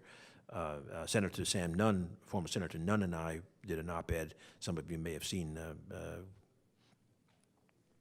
week and a half ago, I guess, in the Washington Post, that said that Congress now, having dealt itself in, needs to form a mechanism with the administration so that not only Russia, but others understand that there will be kind of one voice, and that if there are developments geopolitically, that they can actually be enforced and come into action. So anyway, that's a little bit of an aside, but I think it is quite relevant to this set of issues. Let me say a few words about the transition to a low-carbon economy and the innovation agenda, which were two of those principles. We all recall the Paris Accord that was signed at the end of 2015. 195 countries taking low carbon targets typically in the 2030 timescale. I do want to emphasize there was a second, I think, major agreement in that Paris meeting, and that was something called Mission Innovation, where 20 countries and private investors came forward to talk about a substantial increase in innovation investments. Those were two pillars. One was if you like, the policy targets, and the other was the solution space of the innovation required to meet those and even more ambitious targets in the longer term. Unfortunately, the administration has undercut at some level both pillars. I want to emphasize both pillars. So we all know, everybody pretty much knows about the announcement to at least begin the process of withdrawing from the Paris Accord, which cannot actually be accomplished for a while, but essentially abdicating U.S. leadership in that domain. But what's less well understood is also the administration budget proposal, which instead of multiplying the innovation investments by a factor of 2, which was the Mission Innovation Agreement, misplaced the factor of 2 in the denominator. So cutting it in half rather than doubling it. Now, I do think Congress will not follow that advice, but we will see there. But in terms of the Paris Accord part, just want to emphasize that mayors, governors, business leaders, and the international response to the president's announcement have all been along the lines of, we're staying with this. And I think the important thing for us to understand, it has energy security implications, obviously it has environmental implications, it has enormous business implications, is that there is no going back. I think after the Paris Accord, the world is heading to a low-carbon economy. You can like it, you can dislike it, but I would conclude it is pretty close to a fact. And in the end, the science and the evolving public opinion, I think I'm going to make it very clear. It does recall we are at roughly the 1,000th anniversary of King Canute telling the waves to stay off the beach. Often that has been misunderstood as a statement of hubris when it was actually just the opposite.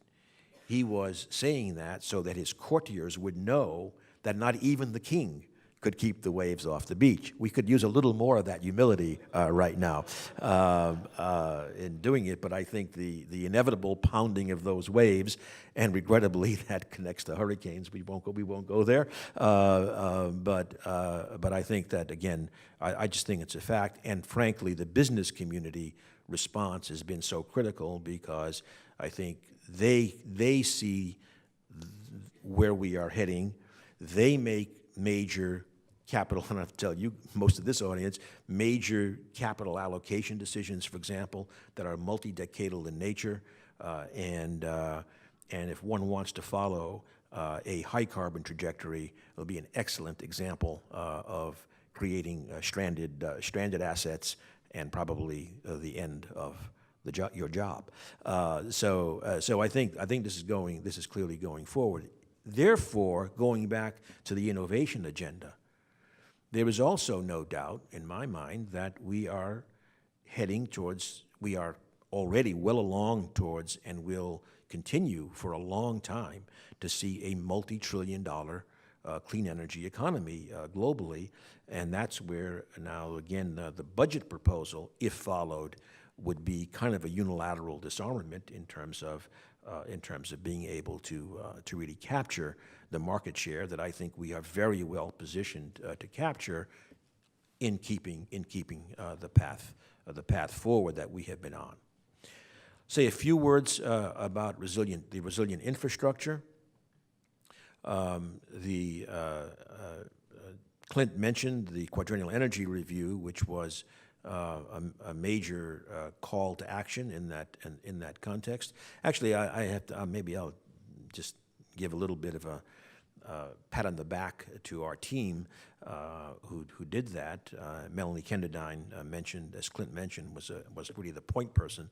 But in this difficult political environment of the last years, 21 recommendations of that QER on energy infrastructure were wholly or partly put into law, not passed by a committee and then put in a desk, but passed into law, which I think shows that good fact-based analysis really does have a place and in fact maybe is the only pathway through this kind of difficult political environment. So that's something that also, not to advertise, we certainly want to bring in our partnership with Dentons and with hopefully with many of you, but.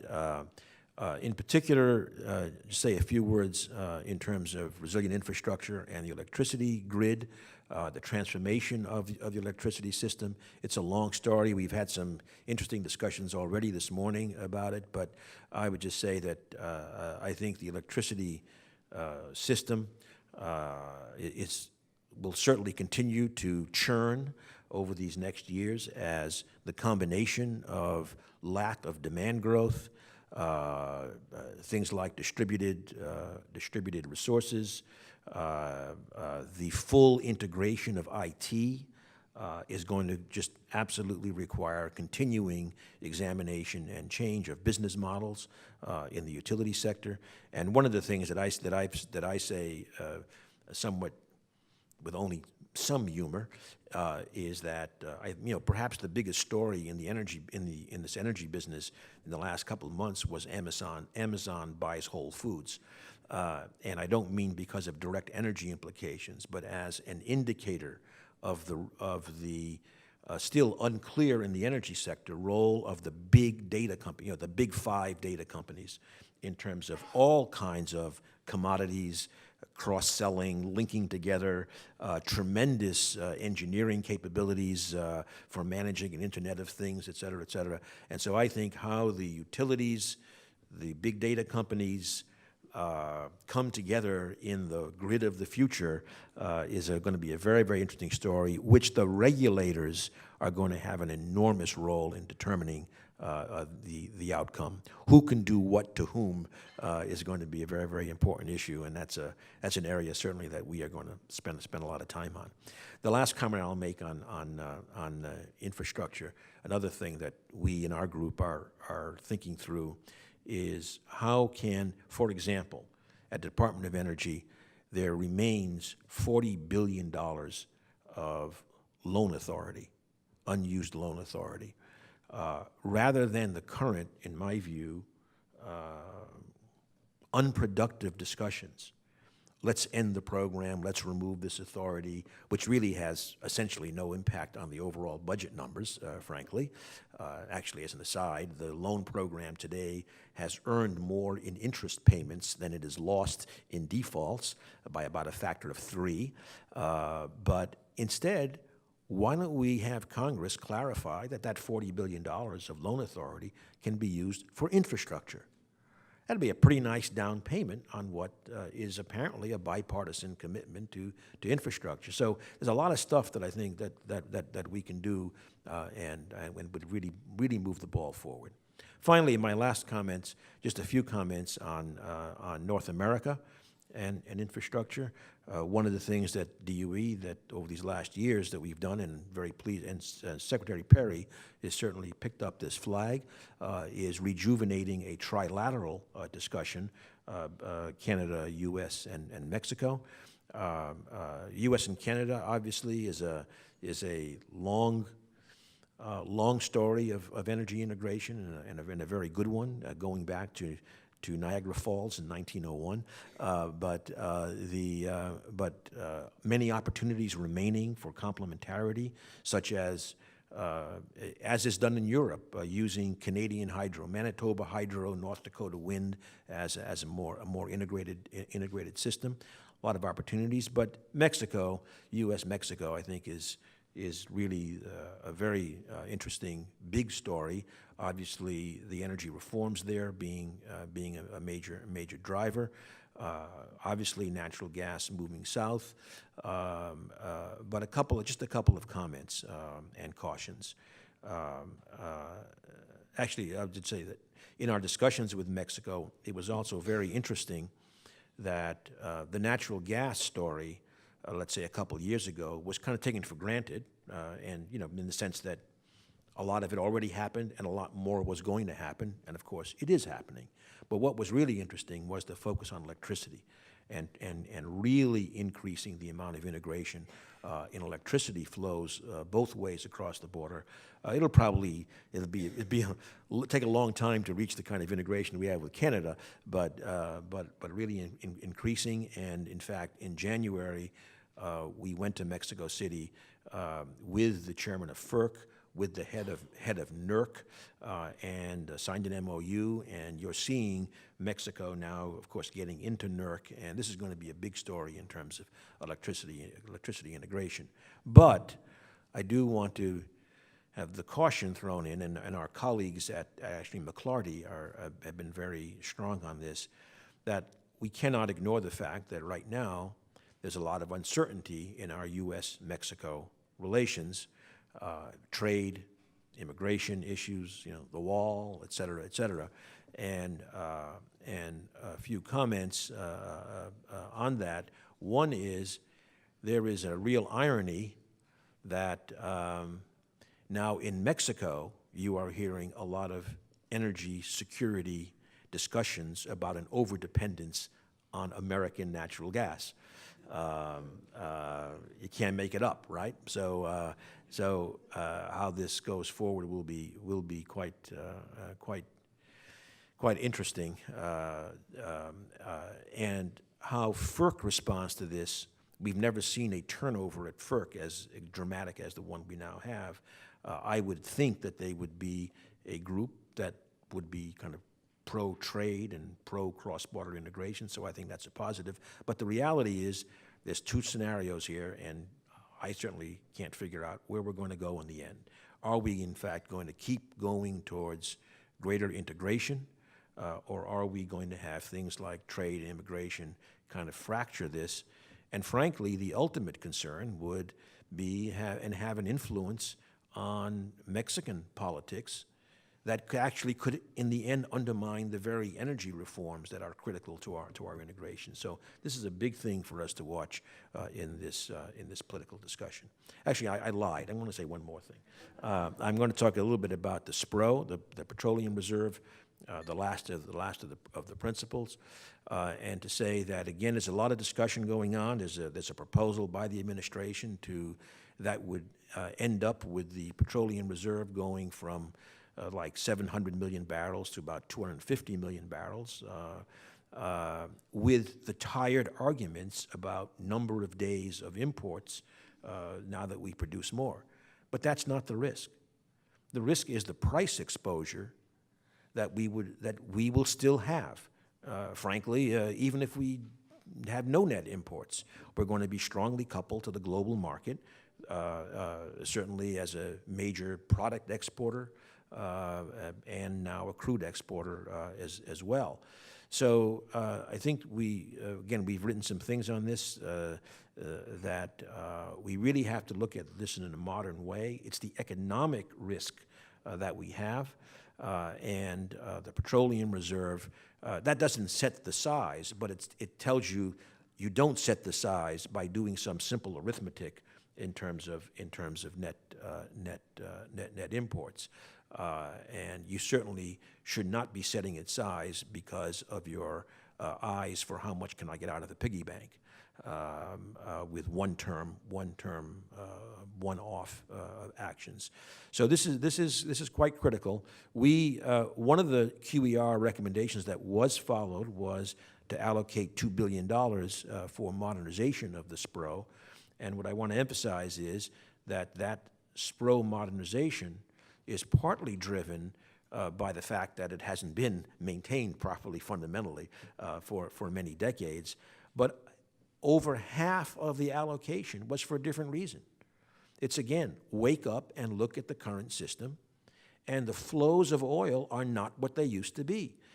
You didn't have oil before flowing to the Gulf, right? And so the whole distribution system, congestion is a big issue, and we pointed out that the maritime capability of distributing oil from the SPRO is not up to the task. In a real emergency, we would not be able to get incremental barrels into the market. So there's a whole set of issues here, again, around energy security, and that are being discussed in ways that are, frankly, rather primitive and just do not match today's realities. So thank you. I went on a bit longer than I expected. Sorry, Clint. But you wanted energy security, and that's our view of energy security. Thank you.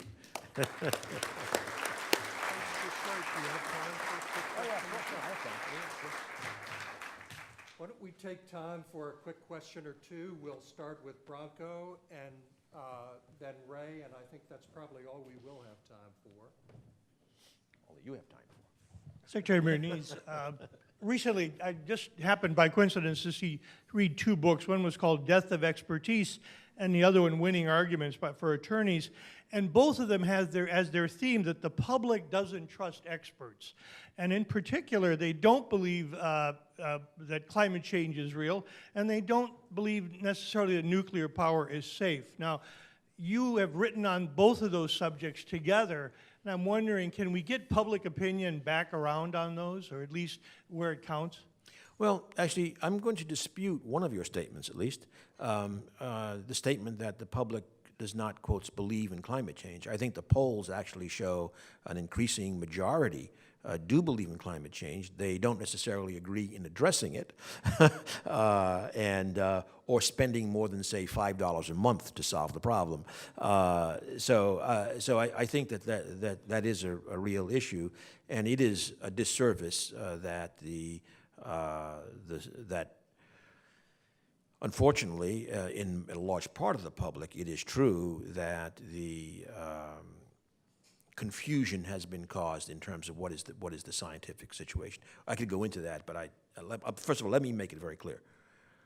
And I'm going to make I believe in a much stronger statement, but a guarded statement. There is no question that from any sensible risk management perspective, that we don't know enough about the science to merit strong response. I mean, I'm not sure how all the negatives went. You know which way I mean that. I may have had one extra negative. I don't know. Anyway, but your statement about the lack of expertise appreciation is obviously a correct one. I just comment that, first of all, in the narrow space, as I already mentioned, of our experience, at least with the Congress, the issue of using fact-based, strong analysis and not great ideas I had in the shower this morning was very, very effective in moving things forward. That's number one. Number two, in terms of the public, this is a longer story and not an energy story, but I think there's a very fundamental issue, and I don't know how we're going to address this, but it's that one way of saying it is Walter Cronkite, where are you when we need you, right? I mean, we used to have arbiters of kind of fact. Now we have a world in which essentially everybody can and most do only listen to what they want to hear. And that fragmentation of communications is, I think, a very fundamental issue. It's got its advantages in a democratic sense, but we need somehow to have more people kind of hearing the same thing, not necessarily acting in the same ways in response. But that's beyond my pay grade. Yeah, sir.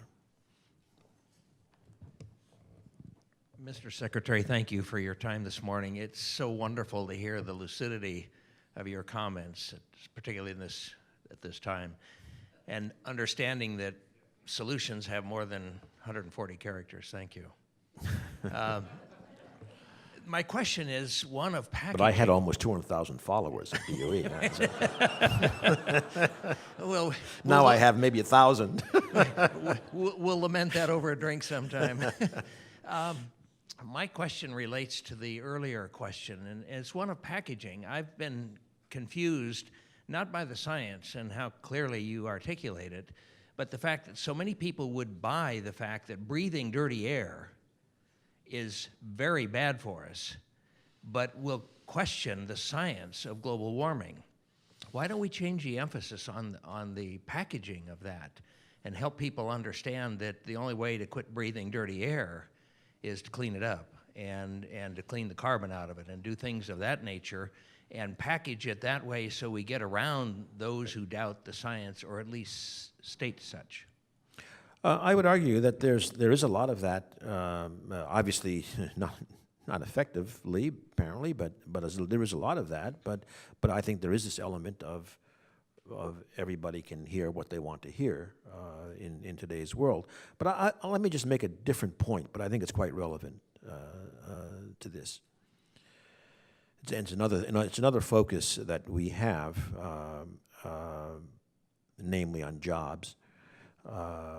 The reality is, I think that we collectively have failed in addressing the communications in this arena at much too much of a global or national level, as opposed to much more focusing on the questions of workers, communities, local, state environments.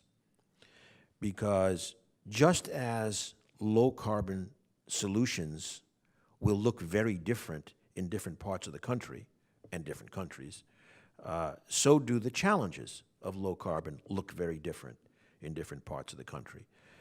For example, it's fine for us to say that, well, you know, we've only lost maybe 50,000 coal jobs and we've gained 250,000 solar jobs. That's terrific if you are in California, Nevada, Massachusetts, or New York. It's not so great if you're in Appalachia, right?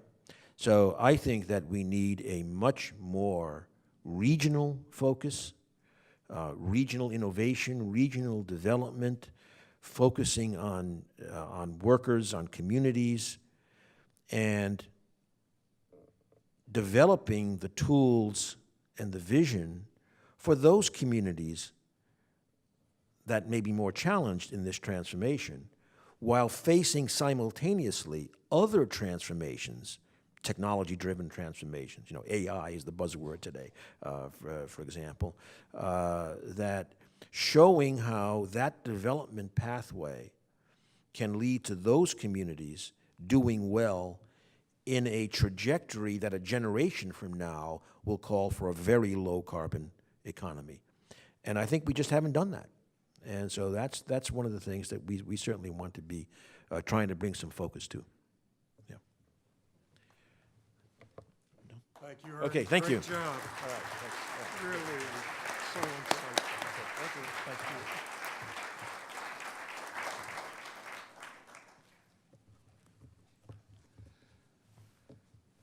Our next keynote speaker, I believe, is one of the most brilliant political strategists of our time. Newt Gingrich is former Speaker of the House. He is former U.S. presidential candidate. He served the 6th Congressional District of Georgia for 20 years. Newt has written nearly 30 books, many of which are bestsellers. And he has, in addition to a very sophisticated and well-developed political strategic capability, what is perhaps less known is that he also has a brilliant security and national defense capability and decades of experience, works very closely with the current national security team and is very much admired by them. I had Newt, of course, is a senior advisor to Denton's. His counterpart, Howard Dean, provide balance to us across the political spectrum because we believe, as Ernie Moniz correctly pointed out, that we need to have leaders on both sides of the aisle guiding our discussion. I had the distinct pleasure, serendipitously, of being on an expedition to Antarctica in February. Sandy and I were on an expedition with Newt and his lovely wife, Callista, who has now been nominated to be our ambassador to the Holy See. And we had many warm and fascinating dinners and time to spend together, where I was able to observe Newt and Callista humanistically, as well as be the beneficiary of his enormous wisdom. So, Newt, would you like to come up and explain our current administration and what's cooking?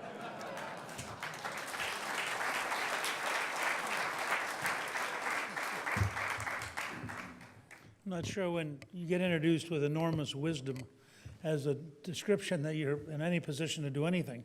I will point out to you that if you've spent enough days looking at penguins, then over dinner you can sound like you're dramatically more intellectual than you might normally appear to be. So we literally talked about coming and doing this somewhere in Penguin Land, and delighted to be back again.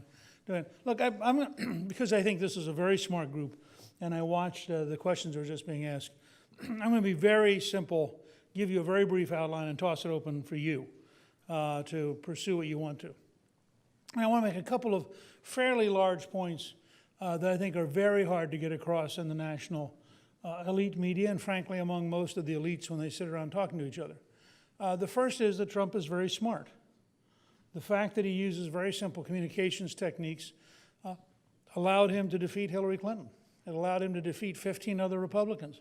It's allowed him to penetrate despite the national media having total hostility. He was sufficiently smart to know how to deal with customers and how to deal with banks, how to manage large systems, and how to do so on an international basis, which is why I always thought it was funny when people worried about Trump as an isolationist, because Trump has businesses all over the planet and has done business all over the planet. He also picks pretty good people. Rick Perry was the longest-serving governor in the history of Texas and knows a fair amount about energy. I think if you look at somebody like Wilbur Ross, has done enough commerce in his lifetime that he's actually pretty sophisticated about business. If you look at Mnuchin, he's sufficiently practiced in terms of international finance and dealing with issues, and I think it's going to turn out to be a pretty effective Secretary of the Treasury. The place where it really shows up is in the Veterans Administration and national security. Trump knew that the VA was in terrible trouble, and he knew that there was a great moral imperative to take care of our veterans. And for weeks, he turned down everybody's candidates. And I had one that he rejected out of hand and said, not experienced enough, can't do it. He finally went to 5 major hospital systems, led by the head of the Cleveland Clinic, and asked them to form a committee and come back and tell him who was the best person. They came back and said, you ought to pick Dr. Shulkin, who's already the number 2 guy there. He knows what he's doing. He shares your values. He wants to have a lot more efficiency, a lot more modernity. He's very much for reform. And Shulkin has been, I think, an absolutely tremendous leader, really working very hard to modernize the Veterans Administration. Similarly, Trump had a pretty good notion he didn't know much about national security, which always seemed to shock the reporters. That he would say, the truth is I don't know much about that, but I will eventually. Well, I think he meant exactly that. So he assembled a team that currently includes 2 retired 4-star Marine generals, the former head of ExxonMobil, and a 3-star Army general. Now, as teams go, that's a reasonably sophisticated group. I mean, when they sit down in a room and look at North Korea, or they look at the United Nations speech today, or they try to figure out how to negotiate in Latin America, this is not some trivial group. And Trump works with them. He listens to them. I tell everybody, Trump listens to everyone. He just doesn't obey anyone. And I think people get confused by that distinction. Kelly is beginning to bring real order to the White House, and you can see it in a variety of ways. Now, there are broad patterns of where Trump is going, and they're not going to change. He is very pro-jobs.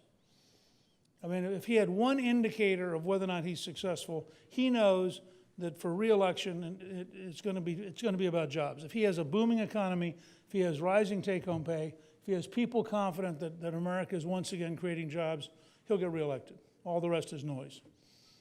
But if he doesn't solve that, he's got a big problem. Part of their solution is in an area all of you care about, which is energy. They are absolutely committed to maximizing American energy production. They consciously want America to be the leading exporter in the world. I was just in Kiev over the weekend. Last Wednesday, the first American coal shipment arrived in Ukraine. They're actively talking about it. I think Perry's going to go to Ukraine and talk to them. They currently are developing, and by the way, they've reduced their import of Russian natural gas by 90%.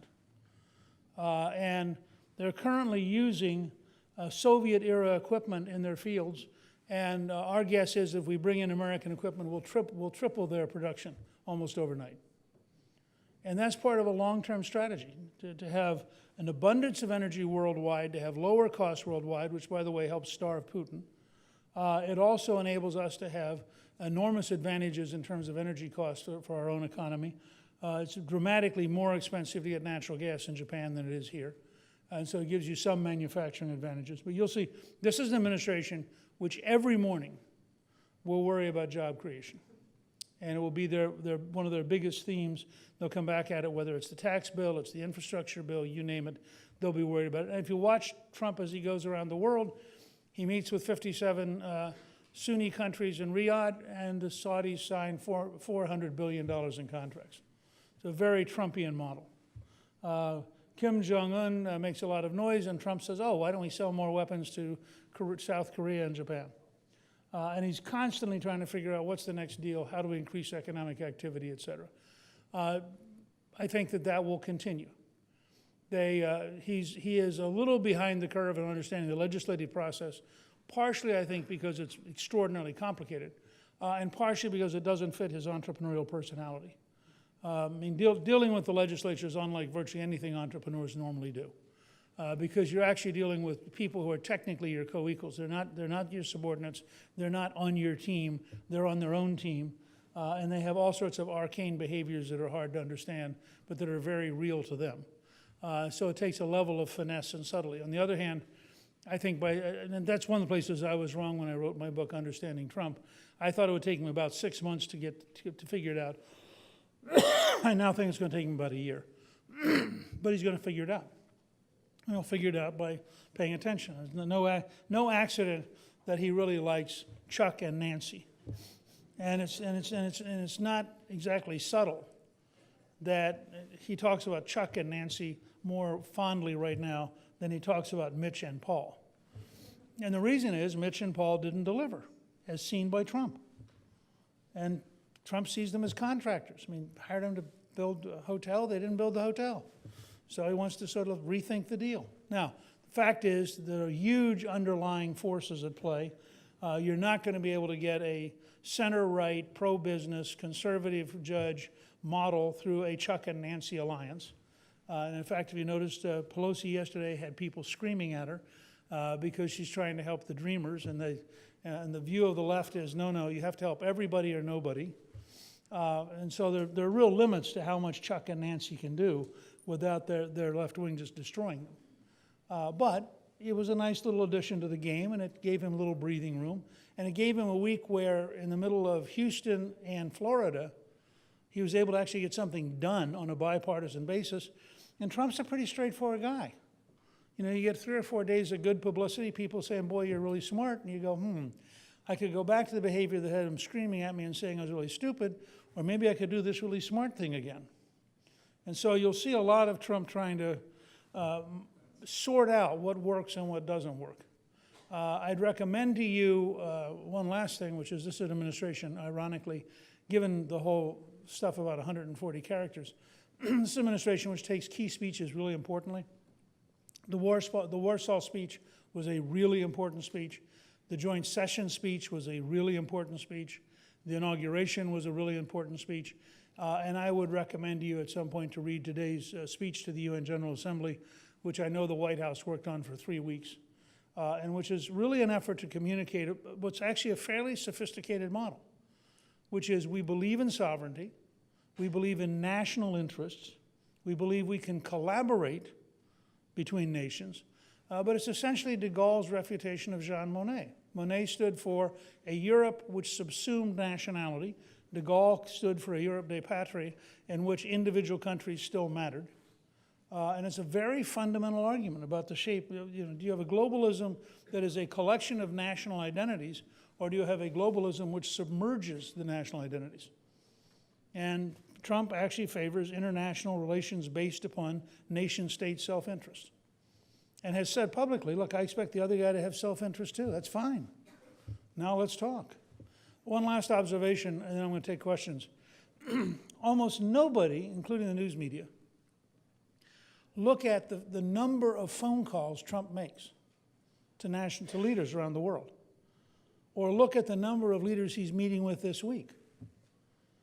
I mean, people who think this guy is either shallow or narrow or out of touch, when the King of Saudi Arabia greeted him at the airport, which he had explicitly refused to do for Obama, he then spent 3 days in which he was with Trump every time Trump was in public. Now, they didn't walk around like penguins. They talked for 3 days. And so Trump's understanding of the Saudi view is dramatically deeper than people would expect. They had dinner last night with a group of Latin American leaders. And you just go down there, I mean, make a list sometime of how often he talks to people. I get, the White House sends out all of these standard briefings, and I get, I'll get some days 3 or 4 different leaders. Read out of a conversation with the President of Mexico, read out of a conversation with President Macron, read out of a conversation with the head of Malaysia. These are personal one-to-one conversations. And Trump is absorbing an enormous amount of data. And my guess is he'll turn out to be vastly more sophisticated than people expect. So that's a sweeping and probably contrarian overview. On energy, assume that they're going to want maximum production, maximum job creation, and that they will try to change regulations and take other steps to have that happen. So is that all right if I just toss it open? Perfect, yeah. Questions? Kateri.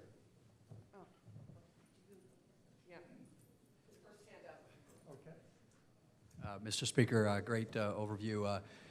Just a question on tax that relates to a lot of what you talked about in the next few months as he gets up to full speed, according to that argument you're making. How important is tax reform, and how likely do you think comprehensive reform will be done, or what do you think will eventually transpire in this process, which is so important to the economy and what might be happening in 2018 and 2020 in the economy? Yeah, my bias is pretty clear, and I've said it publicly over and over again. I think tax cuts are vital. I think tax reform would be nice. But I think that they have to find a way to stimulate the economy. I think if they were to get repatriation of money that's trapped offshore, and get a 15% corporate rate, have the comparable rate apply to small business, and get a reasonably good-sized middle-class tax cut. If they also get some reforms, that's fine. But my mantra over and over again, both on Capitol Hill and at the White House, has been, I'm for as much reform as you can pass. But I am not for screwing this thing up like Obamacare and writing a bill so complicated you can't pass it. Now, we'll see whether or not, I think we're gaining ground, but it's, you know, and so I'd be very cautious about what we mean by reform. Because I think there's always a tendency for the staffs at Treasury and at the House Ways and Means and Senate Finance to overestimate what they can do, because they're really smart and they stay up till 2 in the morning and they have word processors and they really understand the system. But what they underestimate is every time you close a loophole, somebody's hurt by definition. And one person's loophole is another person's legitimate deduction. And so I'm very cautious about how many they can get away with. And I mean, I've participated in Reagan's 81 tax cut. I participated in the 86 tax reform. I opposed Bush's 90 tax increase. And then I came back and we had the largest capital gains tax cut in history when I was Speaker. So, you know, I've had some experience of doing this stuff. I think they probably have their heads on straight. I'm a little worried about underestimating the importance of the small business tax cut. They cannot have a bill in which small business pays higher taxes than big corporations. They don't fully understand that, I think. We're still working through that. But my sense on the Hill, talking to people both in the House and Senate, is they're leaning forward. They know they got to get it done. I've tried to get them to accept a target of Thanksgiving, and most of them accept that, because if you slide from Thanksgiving, you pass it in mid-December. If you set your target at Christmas, you pass it in February. And they need the economy in the first quarter moving at a pace that gives them control of the House. They cannot afford a soft economy next year. Next, thank you very much, Mr. Speaker, for your thoughtful comments. And they may be contrarian, but they were mind-opening for me, and I appreciate that. I'd like your thoughts on why the administration has been so slow to fill the political appointments and get the rest of government going. Is it intentional because they're doing the review of the agencies and they're going to cut offices, or is it just he's learning on the job, which you so eloquently described? What's going on there?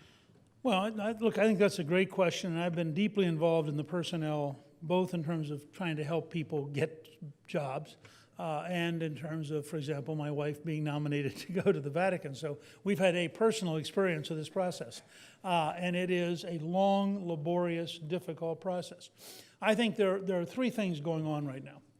I think first, unlike Reagan and unlike any modern politician I know of, Trump arrived, remember, Reagan had 16 years from the time he gave his first national speech for Goldwater, 2 terms as governor of California, ran for president 3 times. So when he comes into office, there's a huge machinery. The Heritage Foundation has published a big fat book. 250 people have worked on it. They have, I think, 1,300 or 1,400 recommendations. The people who wrote the book then end up in an office implementing the book they wrote. You know, that was a system. The Bushes represent the classic Republican machine. I mean, they're really in the tradition of Nixon and Ford, and so they have a machine. Trump had 15 months that was totally implausible and ends up election night winning and has no machine. So the first thing is just, you know, they wake up the next morning and go, oh, I guess we better fill up the government. What does that mean? And so they've been playing catch-up ever since, and I think actually accelerating as they do it. The second problem is one I would totally have underestimated. If you're a liberal Democrat and you want to appoint a whole lot of college professors, getting them through the government ethics office is relatively easy because they don't have any money. If you appoint Wilbur Ross, who's I think worth about $2 billion, it's just a lot harder. You know, and if you look at the people they've appointed as some of their ambassadors, I mean, working your way through it, and the Office of Government Ethics ain't your friend. I mean, it's sitting there going, we don't like you, we don't know why you were elected, we don't agree with your views, and why are you sending us this person that we hate? And so the amount of paperwork involved and the amount of investigation involved, this is part of it is an old bipartisan problem. I remember I was on the Defense Policy Board with former Speaker Tom Foley and in the Rumsfeld period.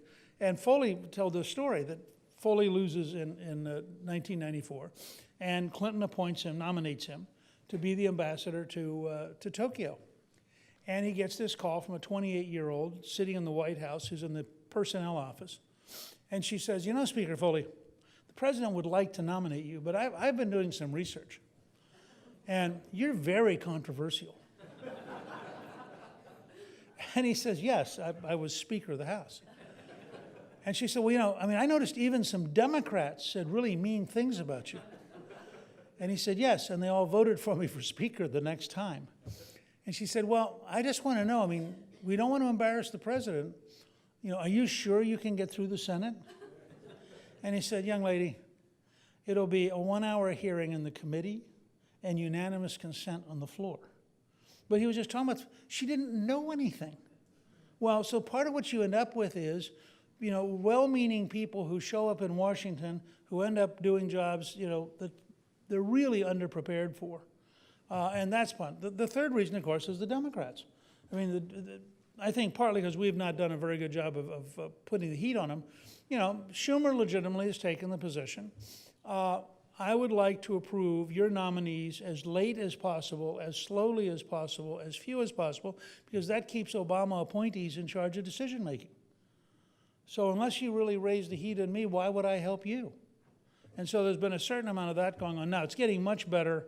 They're accelerating it. And if you'll notice on judges, for example, McConnell's getting tougher and tougher. I mean, I think he's going to break the blue slip rule, which has allowed individual senators to block judges, at least at the appeals court level. I think he's just going to run over it and say, that's over. We're not going to do it anymore. That is a huge shift in the Senate in terms of blocking individual senators from having power. So, you know, there's a countervailing process, but it's probably taken 4 or 5 months longer than it should have.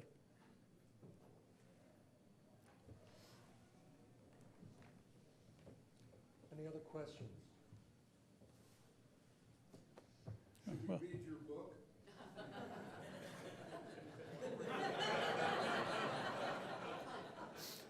I can't imagine a more efficient way to come to understand Donald Trump than to read my book. How's that? Thank you all very much. Yeah, it was great. Thank you.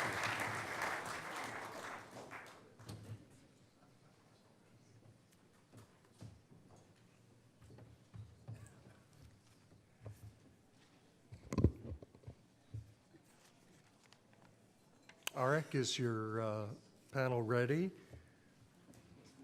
Terrific.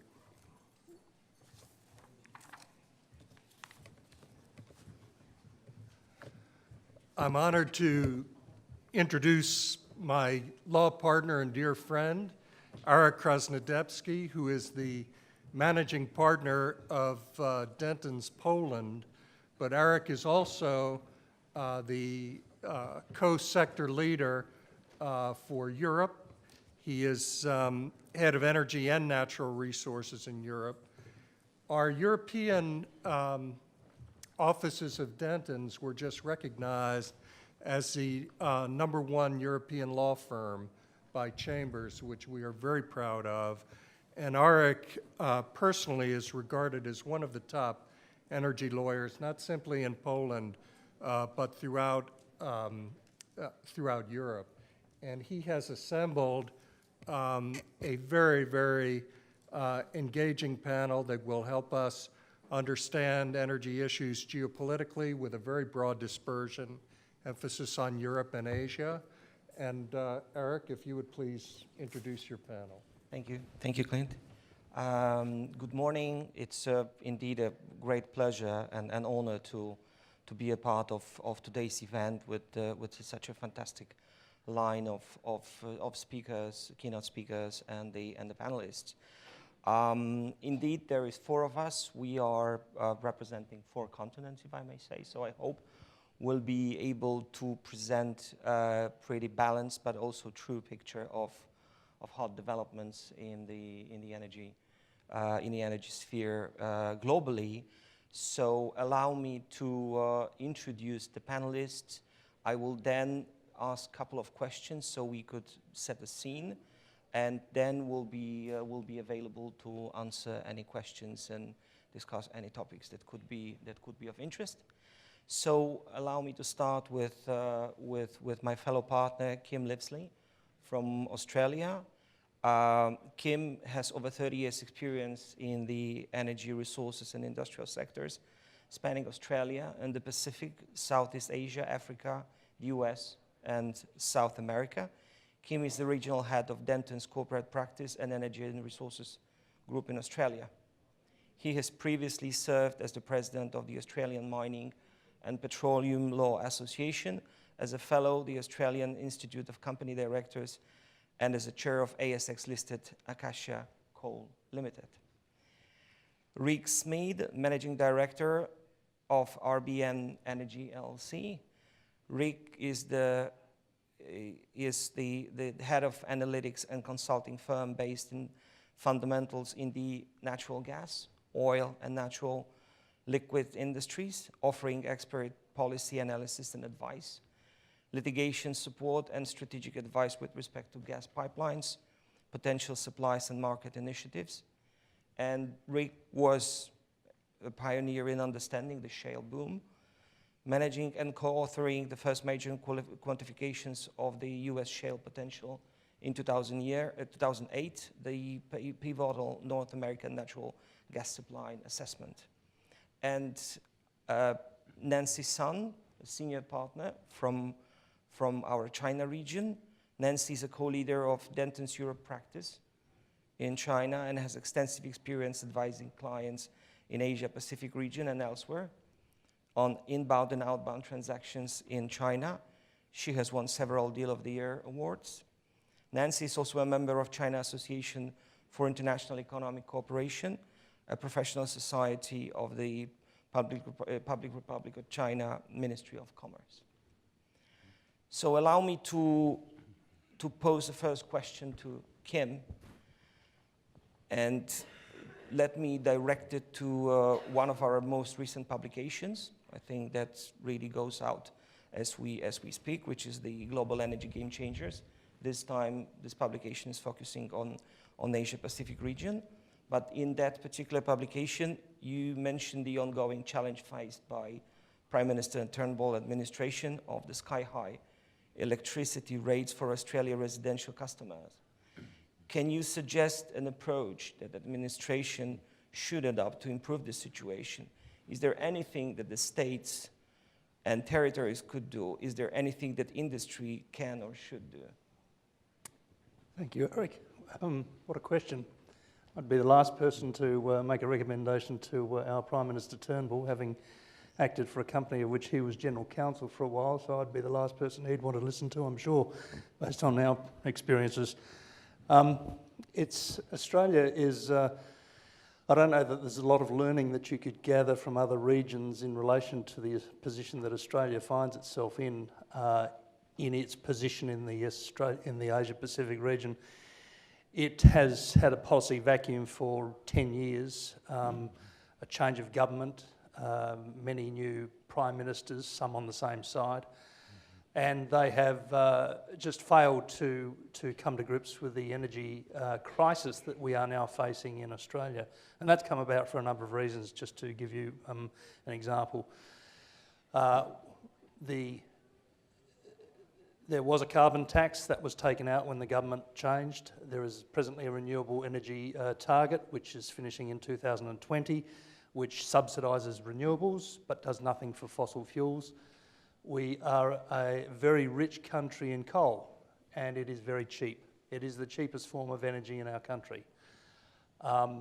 Gas is not so cheap, primarily due to the fact that we will by 2020 be the largest LNG exporter in the world, and all the feedstock going for that LNG energy is coming from local suppliers. So we find ourselves in a position where we actually have a shortage of gas, and that's available is quite expensive and far higher than the US. Thanks very much for all that gas you're supplying, and the Henry Hub and those prices. So we have a a complex regime. We also have states and federal interaction, which is not often pleasant. Not dissimilar to the US, I'm sure, but unfortunately the feds don't have the power necessarily to control traffic, and so they have to bring the states along. So we have a variety of issues. We need a consistent national energy policy, and energy security will have to be the quarterback for our climate policy.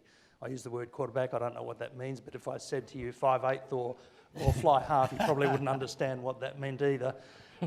So we need energy security. The South Australia, one of our states in the south, the whole state had a blackout last year after a storm. The whole state went carbon neutral because that state is 43% renewable energy, and you need baseload power and you need dispatchable power. They couldn't fire up the local power stations. They had to get it from another state, and the other state said, "You beauty, and I'll charge you for our electricity, gas-fired electricity."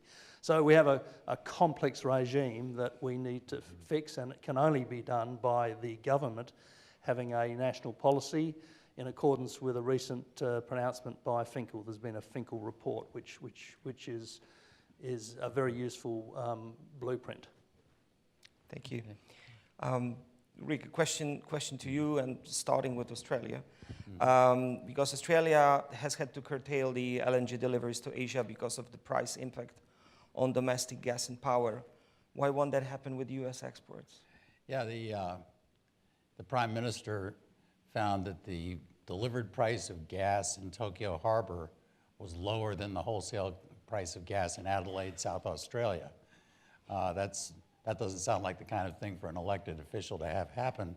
And so he has announced that beginning next year, there will be a determination of domestic needs first, and then that will determine how much LNG goes out, which of course causes a lot of concern for the importing countries, because now suddenly they don't know what they're getting.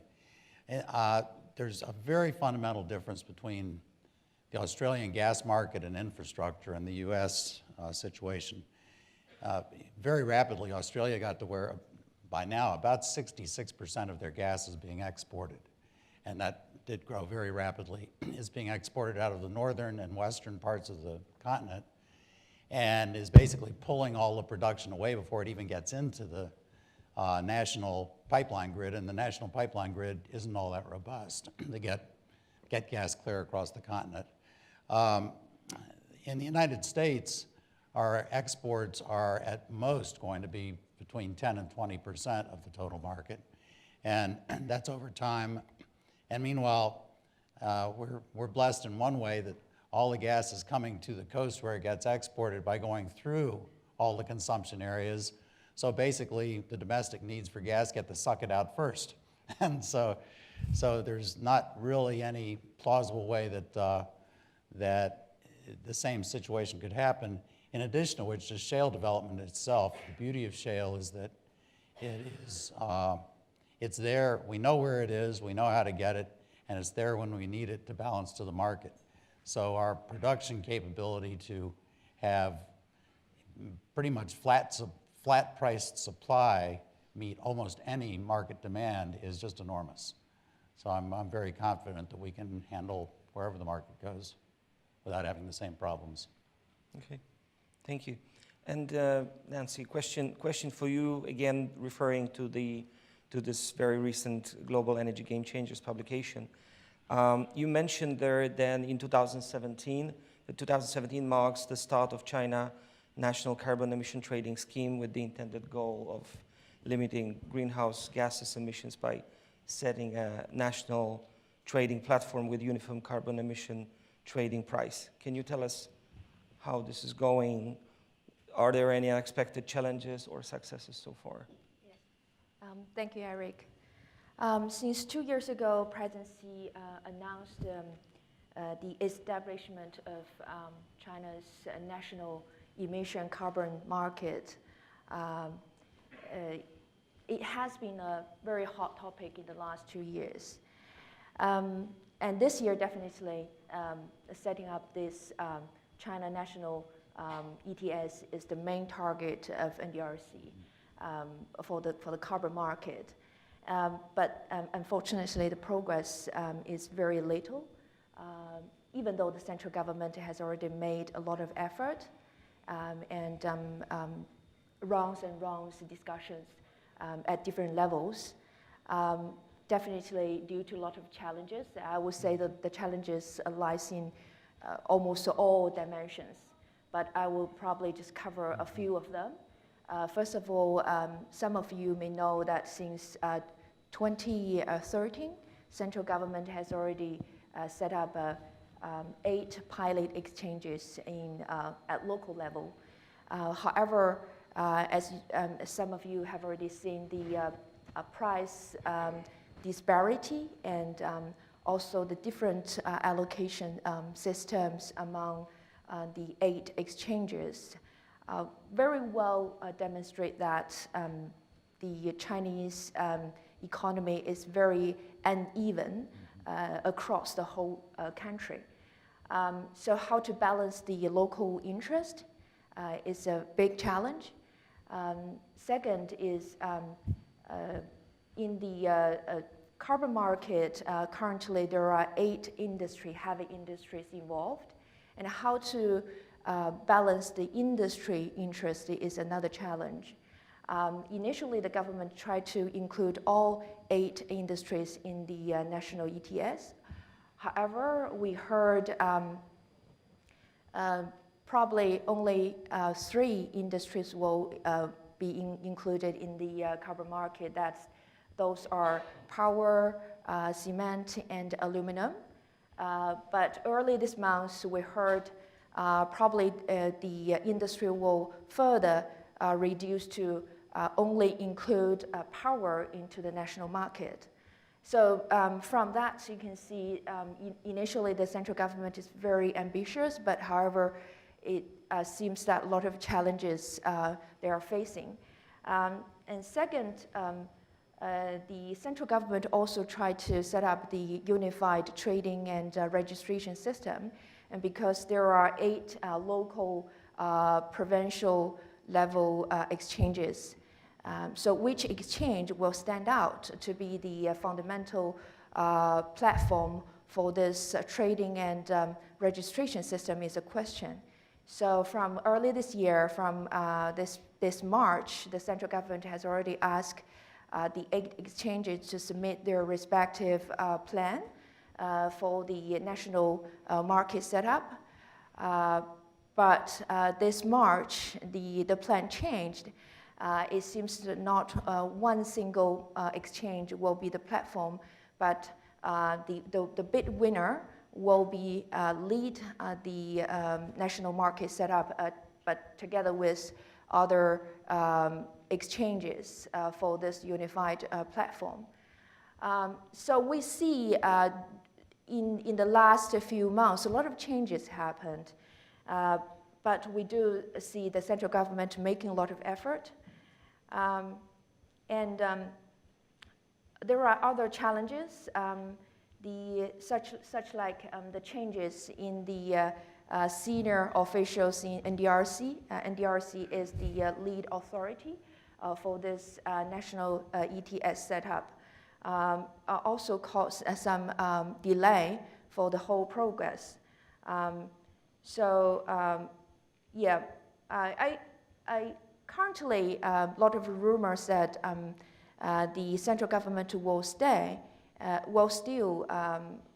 implement this central level ETS, and the ETS market is expected to be set up in November.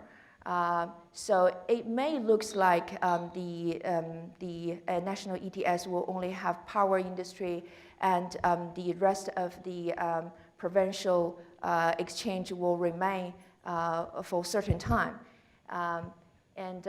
But this is still not the final answer. A lot of discussions still going on. We will wait and see. Thank you, Nancy. Again, to Kim, looks like the Asia-Pacific region becomes a leader of development of floating LNG projects. You started with the Prelude project in Australia. Now there are the following ones in Malaysia and in China. If you could shed some light on what attributes of this region have contributed to Asia Pacific becoming a leader in this area, and what challenges you may foresee for its further development. Well, I think it's coincidental that it's in the Asia Pacific. Prelude is the first one. It's a very large floating LNG platform, and this isn't just storage. What we're talking about is the fridge, the LNG process, and you take an onshore LNG process and you make it a quarter of the size and you put it on something that floats out in the water. So it's a challenge. The first one, first large one, Prelude, will be commissioned and sail away next year, I think. The Malaysian one is being proposed. I mean, the disadvantage, of course, is at the moment that there is going to be a wash of LNG. So in terms of the future, one has to question whether there will be any people with the investment appetite to do that. Having said that, it is a great technology because it, firstly, there's in the Asia Pacific, there's a lot of offshore areas that are stranded, that are otherwise more difficult to get. They're a long way out, so it's harder to get infrastructure with piping and that to land. In some countries, Australia is one, floating process is a lot easier in lots of ways because you don't have the land issues, you don't have the permitting issues, you don't have the environmental, dare I say it, greenie tree huggers sitting there trying to cause problems for development, and you don't have general environmental issues that all come with an onshore facility. So it can sit out there, and the technology is such that it now deals a lot better with monsoon climates, hurricanes, and typhoons. So the wind and the waves are less an issue. So that will continue. It's the market that's the issue, and there are some. Morocco and Mozambique have got some potential as well. So they're looking at it in Africa as well, but I think it all gets down at the moment to the market. Excuse me. Yeah. Would you agree? Yeah. Yeah, definitely. Thanks, Kim. Now to again to Rick. Rick, how do U.S. gas prices and terminal costs stack up against the world LNG prices? And if the prices customers will pay will be not high enough to cover the costs, what is the future of such projects? Yeah. Will the next one be developed? It picks up exactly on what Kim just said. It's the market, stupid. The world LNG market is very much oversupplied. Now, as Secretary Moniz said, it's probably about a 5-year problem. So right now, the domestic price of gas is about $3.50 per million BTUs, and the cheapest LNG export project is probably about $3.50 added onto that. So about a $7 total price when LNG is going for $5 or $6 in Tokyo Harbor. So you can produce stuff for $7 and sell it for $5 and try to make it up in volume, but that's not a good business model. It's hard to finance. And so what's happening now is that the entire next tranche of expansions has gotten regulatory approvals but not passed final investment decisions. They have not gotten their financing because they don't have customers. Because what's happening is that all of the buyers are saying, let's wait and see. I don't want to sign a long-term contract when there's $5 LNG out there. One of the factors that has not gotten a lot of attention as to what's caused this is that it's not so much additional exporters coming to the world market. It's that by now the United States, as of 9 years ago when Energy Information Administration was not yet recognizing shale abundance and so forth, by now the United States was going to be importing 6.5 billion cubic feet a day, which is about 15% of the world LNG market. The answer is actually 0 or negative. And so what this means is everything got built in Qatar and other exporting countries to liquefy and export that LNG. All the ships got built, and now they're wandering around like little Uber tankers looking for markets. So as long as that's true, it's really hard to invest $10 or $20 billion in the next train to, or next series of trains to meet the market. But it is about a 5-year problem, and as we get closer to the early 20s, we'd be expecting to see a lot more sort of base load or anchor markets start appearing, and then it'll get built. Thank you. Nancy, one more question for you. There is, at least verbal, shift in the U.S. energy policy under President Trump administration. It looks like China is stepping up as a leader of fight against the climate change. China declared doubling the commitment under the Paris Accord for the for improvement of various parameters. How you see China's leadership shaping the climate change dialogue in the years to come? Yeah, thank you, Eric. I would say opportunities and challenges are always tied up together. And when I talk to NDRC officials on this topic, I heard from them that the Chinese government does not believe we are capable enough to lead this role, substitute U.S. role.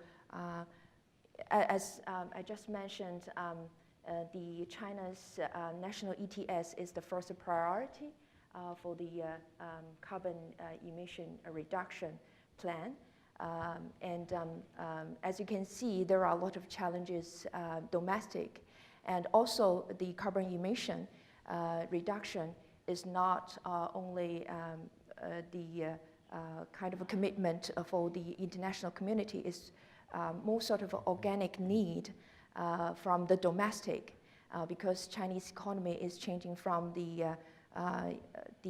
energy consumption economy into more greener economy.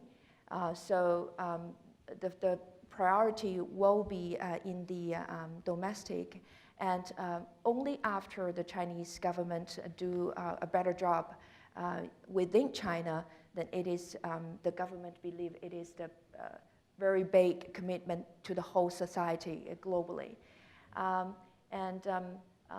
But having said that, the government also believe that the linkage from the Chinese ETS to other countries' carbon market also very important. For example, I have a client from Australia. They produced the PV panel in China and sell the product in Australia, and they can be granted the green certificate. However, the green certificate cannot be traded in China. If, say, there are some linkage between Australia and China, we will see more participants in China ETS market, and this market will be more dynamic. It's not only good for Australia, but also for the China market. So, yeah, I think that part of answer your question. Thank you. Thanks, Nancy. And one more question that I would like to ask still now is once again to Rick.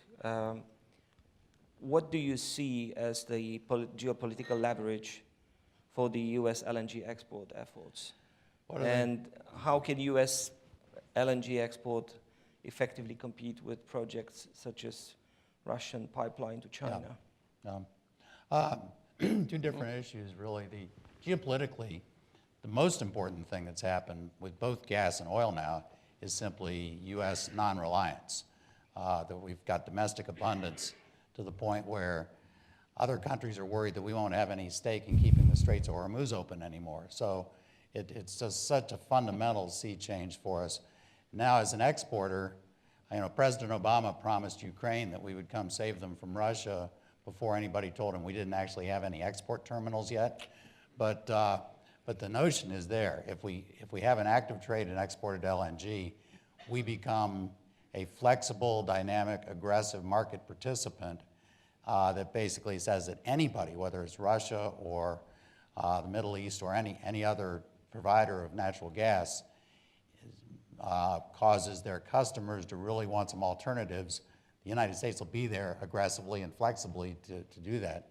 So that gives us as a market and an economy an enormous amount of stroke. The extent to which we might use it politically is an open question. I think there's certainly an inclination to try to do that, but the economics have to work.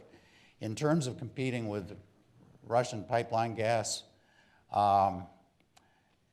it is a market, and I think diversity of supplies is getting more and more important to every consuming country. We've certainly seen the issues in Europe when reliance got to be too large.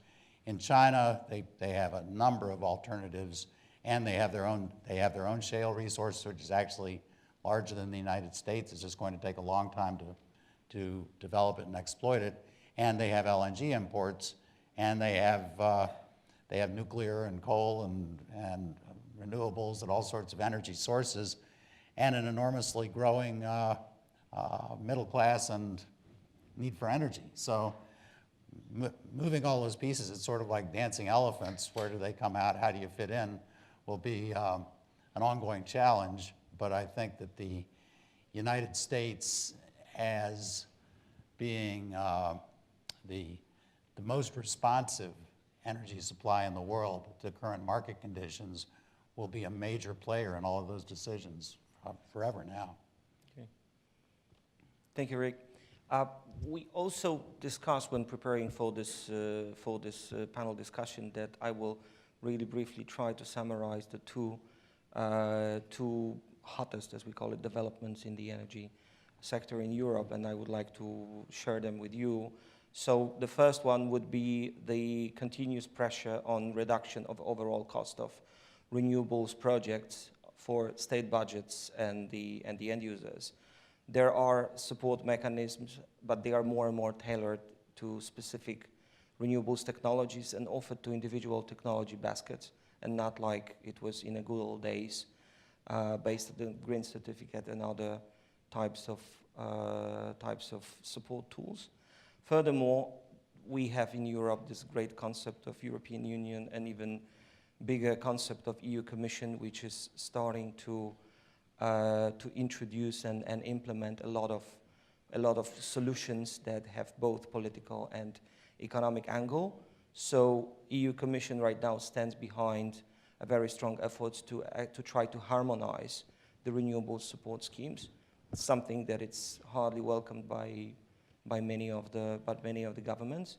But at the same time, there is all over Europe a constant development and improvements in renewable technologies, efficiency, things like smart meters, storage technologies, emerging technologies. This is all happening, and there is a great growth potential basically everywhere. So renewables will be developed in Europe, but they will have to compete on the equal footing with traditional sources. Goals that the EU is setting are very ambitious, and they keep growing, but there is overwhelming understanding that the competitive edge for the renewables projects has to be built on the technology and not on the preferential status versus other segments of energy sector. The other hot development that we experience is, and that's, I have to say also from a perspective of my sort of home market, is the absolutely crucial issue of security of supplies of gas into Europe, which is overwhelmingly dependent on import from outside of Europe. So it's predominantly Russia that continues to develop strategic gas transportation infrastructure into Europe that will be used for the long-term supplies to Western Europe, at least predominantly. And that raises concerns in various countries of our continent, especially the sea region, that once, for example, two of such projects, being Nord Stream 2 and Turkish Stream, are completed, Russia will effectively be able to bypass the sea region without compromising on sustainability of supplies into Western Europe. Thus, the Three Seas initiative. We don't have General Jones with us at this moment, but he's been advocating for this project for years, and I don't know many other people that would put so much effort and such a great commitment trying this project to materialize, because this is the project which would try to connect the countries of the sea region along the lines of three seas: Baltic, Adriatic, and the Black Sea, and the gas transportation infrastructure is seen as one of the key axes of this whole initiative. So then the question remains where from the gas should come. And the US and the North America and the LNG capabilities may be a crucial factor, and that may be a true game changer for Europe. And that's what I would like to summarize about Europe. I would like to now turn to audience for any questions, remarks that you may have.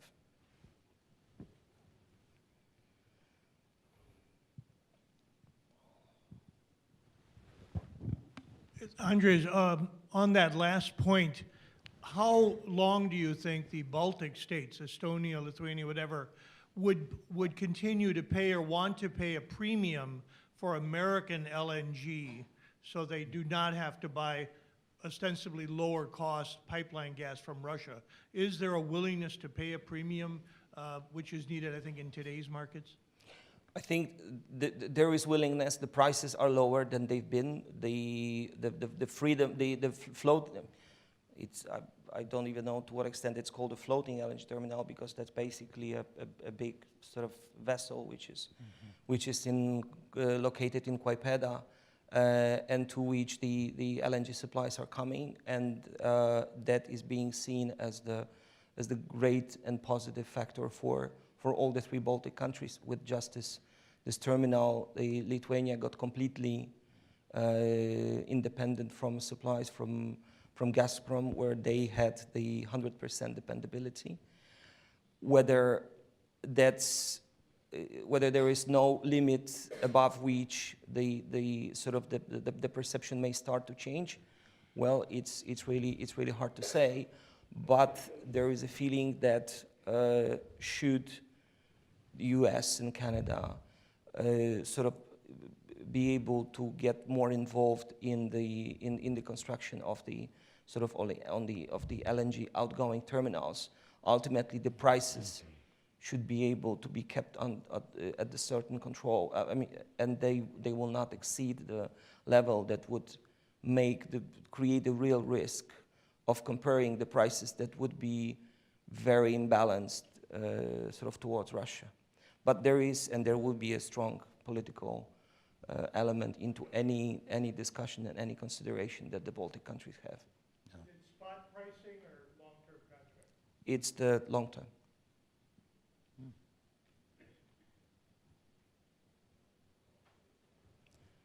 Any other questions? Okay. Art. Sorry. Go ahead. Art, Clint.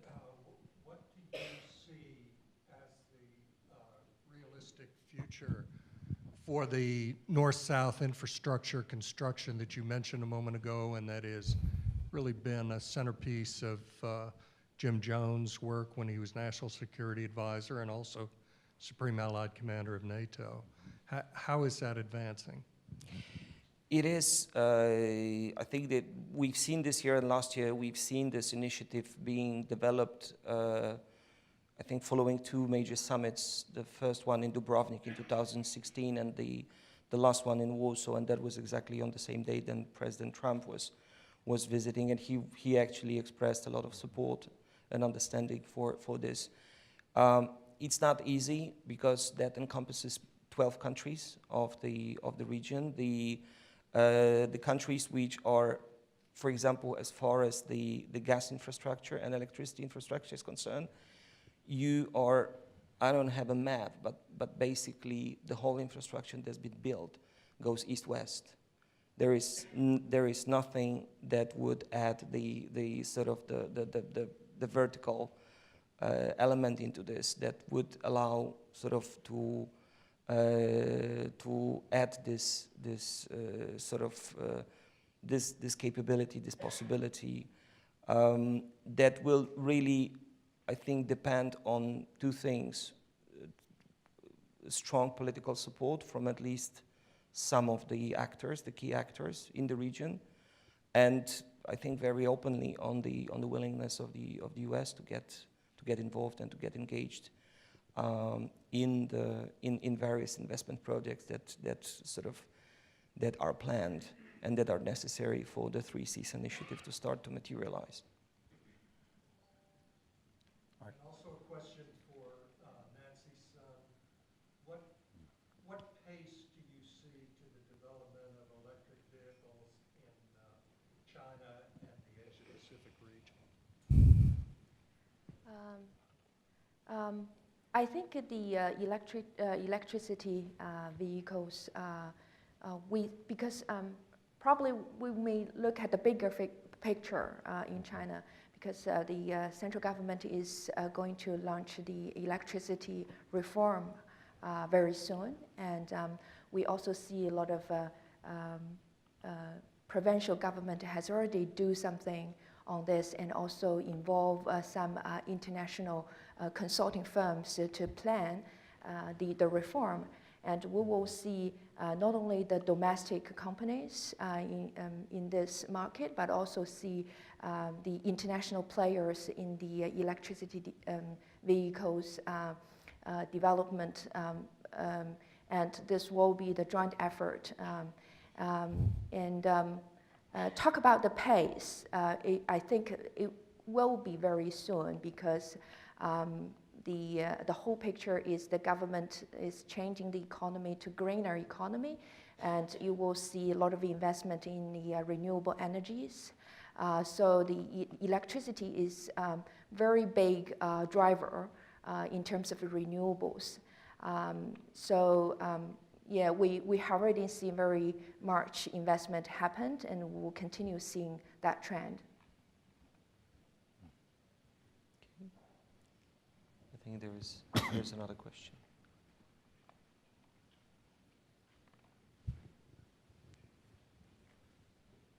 Kim, this is for you. The future of coal, given the large resource base for coal in Australia, what is the future for that product, given what's going on in the world, the climate change concerns, et cetera? Well, it's the new four-letter word, isn't it, really? It's a problem. We, in our country, have high quality and a lot of coal. We're exporting coal. I mean, it should never be forgotten that there are countries that are still building coal-fired power stations. You couldn't finance one in Australia, but there are countries, and India is a prime example. So we still have markets in Asia and in India, but it needs to be, I think the technology, people speak of clean coal. That sounds like an anachronism internally, doesn't it, really? But hopefully that will continue to play a role. I mean, our problem in our country and in the good state of New South Wales in particular is that it's about 60% of our export trade. So if anybody wants their lights to be kept on in New South Wales, then coal still remains an important part of it, and it's a baseload supplier. So there are certainly challenges, that's for sure. Okay, thank you. And Poland, I forgot, we're exporting to Poland as well, aren't we, our coal? That's true. Okay, so unless there are any other questions, I think we're just on time. I would like to thank panelists, and with every such discussion I realize how much, being based in completely different parts of the world, we are at the same time part of the same picture called global energy, with all the, with all the challenges, but also all the prospects that we are facing. So thank you very much once again.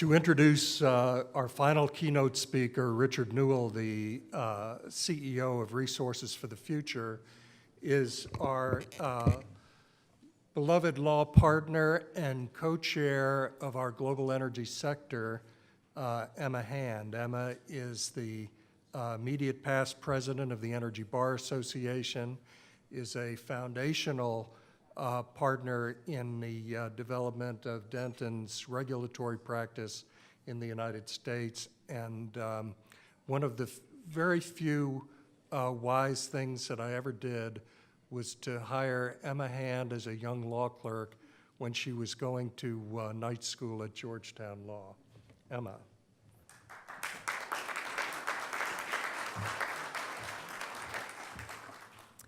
Good afternoon, everyone. It is now my great pleasure to introduce our final speaker of the day to you, Dr. Richard Newell, President and CEO of Resources for the Future. RFF is the leading independent nonprofit research organization seeking to improve environmental, energy, and natural resource decision-making through rigorous economic analysis.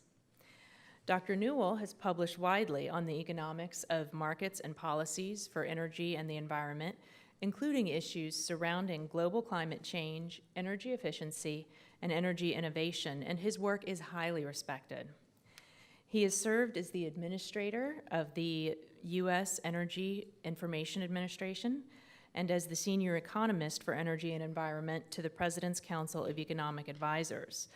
He currently serves as an adjunct professor to Duke University, where he was the Jindal Professor of Energy and Environmental Economics and the founding director of its Energy Initiative and Energy Data Analytics Lab. Dr. Newell's expertise in all facets of energy are unmatched, and I know you will all enjoy hearing his insights today. Please help me welcome Dr. Newell to the stage.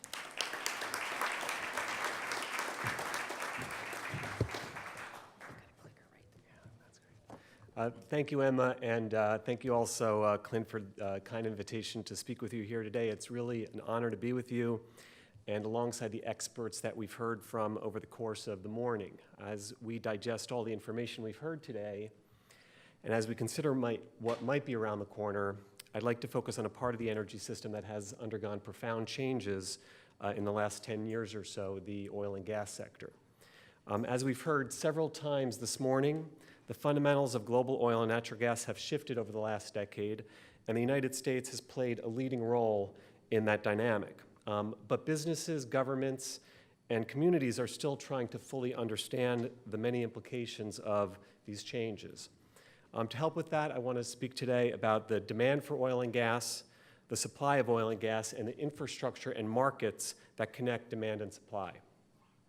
But as everyone in this room knows, all of this is underpinned by government policy and the law, which strongly conditions every aspect of the energy sector. Let's start with demand. While historically people have worried that we were facing peak supply of oil and running out of oil and gas, more recently energy circles have been focused on the idea of peak demand for oil.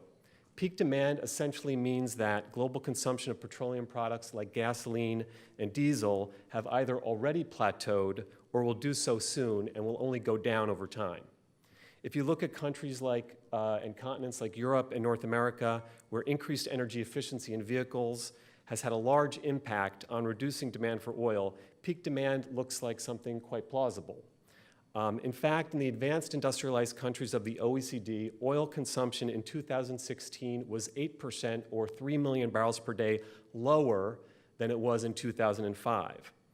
Looking forward, a combination of continued improvement in energy efficiency, a combination of increased penetration of electric vehicles, and at the core of many of these changes, climate and other environmental policies could mean that the OECD has already seen peak oil demand.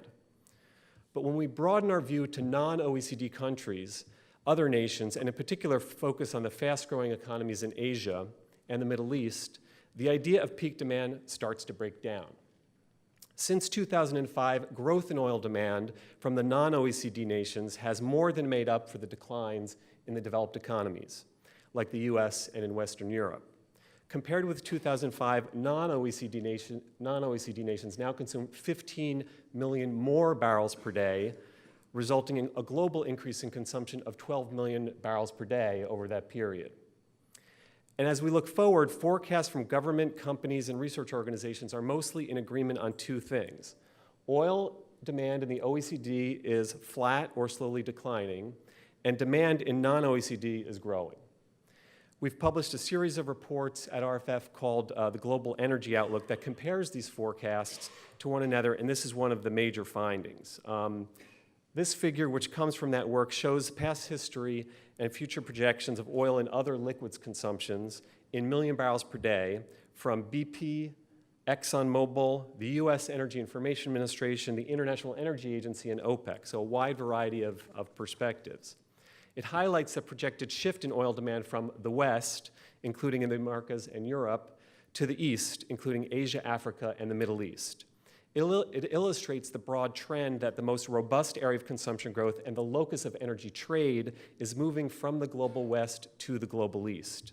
That's partly due to demand growth in Asia and also due to supply growth in North America, which I'll discuss more in a few minutes. At a global level, aggregate oil demand continues to increase through 2040 under most scenarios. But there's a good reason to be cautious when looking at these projections. The future will not look exactly like the past. In fact, there are no facts about the future. The shale revolution taught us that lesson in spades. Unlike past forecasts, projections of future oil demand, including for countries like China, are increasingly envisioning the possibility of peak fuel demand for coal and even for oil over the coming decade or so. This will depend heavily on whether technological innovation and government policy overcome the natural march of population and economic growth driving energy demand ever higher. Take, for example, the announcements in Norway, France, the UK, and now China last week that they plan to ban the production and sale of gasoline and diesel personal vehicle cars in the coming decades. It will also depend on whether countries like India, or even entire continents like Africa, follow China as a new leader in terms of energy demand growth globally. There's another important outlier to this general agreement among energy projections, and it comes from scenarios like the International Energy Agency's 450 scenario, which envisions a world where nations work together to stabilize atmospheric carbon dioxide levels at 450 million parts per million, which is the level at which global average temperatures would be expected to increase by about 2 degrees Celsius by 2100.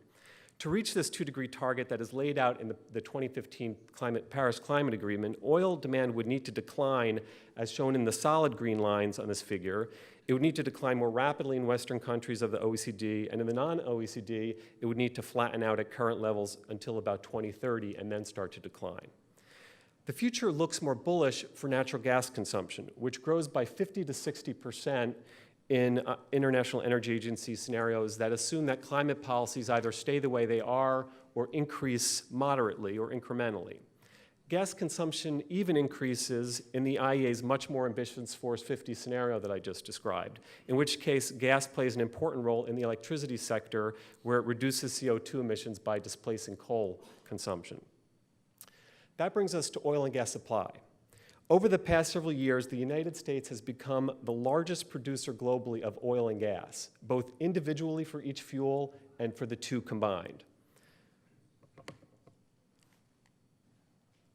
This figure shows U.S. natural gas and crude oil data for 1950 to 2015 from the United States Energy Information Administration, illustrating how fast and how consequential the U.S. shale gas and then the tight oil boom has been in historical context. The U.S. may well be one of the major exporters of natural gas internationally through increased exports of liquefied natural gas, or LNG. Within the next 5 years, the International Energy Agency forecasts that the U.S. will be able to export more than 3 trillion cubic feet of liquefied natural gas each year. That's almost as much as Qatar and Australia, the two largest LNG exporters. And there's been many more projects proposed. But the shale revolution is not just about natural gas. Oil production has also grown to near record levels, and the Energy Information Administration forecasts that next year, oil production in the United States will be at the highest peak ever, surpassing the previous peak in 1970. Companies are now continuing to get better and better at producing oil and gas from shale and other tight rock formations. That's led some to wonder whether the United States is the new so-called swing oil producer in the global market. This is a really interesting question and concept because unlike previous market balancers like the Texas Railroad Commission in the earliest 20th century or OPEC in recent decades, U.S. tight oil production ramps up and down based on market factors, not political decisions. When prices go up, U.S. producers, companies send out rigs. When prices go down, some of those rigs are repositioned or put on hold. That helps to balance the market. However, the response time of U.S. shale oil is not as quick as other previous market balancers. We actually released a paper at RFF a couple months ago where we evaluated this very closely. And while the responsiveness of U.S. tight oil is much higher than it has been in the past, and so the U.S. is now thought of as a short cycle producer, and is able to respond much more quickly to prices than conventional oil, it's not as rapid as Saudi Arabia's spare capacity or releases from the Strategic Petroleum Reserve.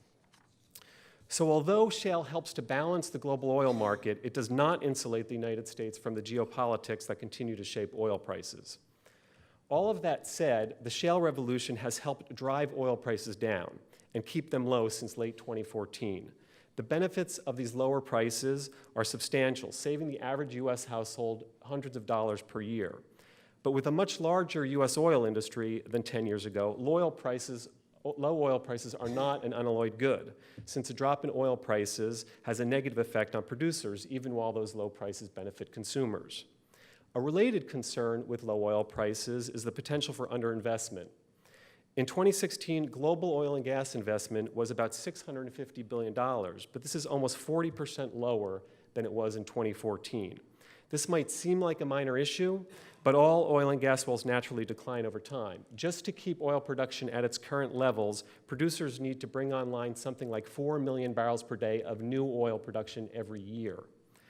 If you keep in mind that major oil and gas projects takes years, sometimes decades to plan and execute, this decline in investment means that 5 or more years out, we're not going to see the same types of volumes coming online into the market. And with global oil demand projected to continue to keep growing under most scenarios, it's easy to imagine a world with more demand for oil and less supply, resulting in higher prices. In the world of natural gas, we're looking at a different and generally more optimistic set of circumstances.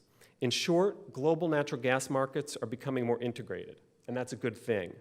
As we heard in the last panel, increased liquefied natural gas or LNG exports, primarily from the United States and Australia, are leading to increased energy security for importers and a reduction in LNG import prices that have historically been linked to crude oil prices.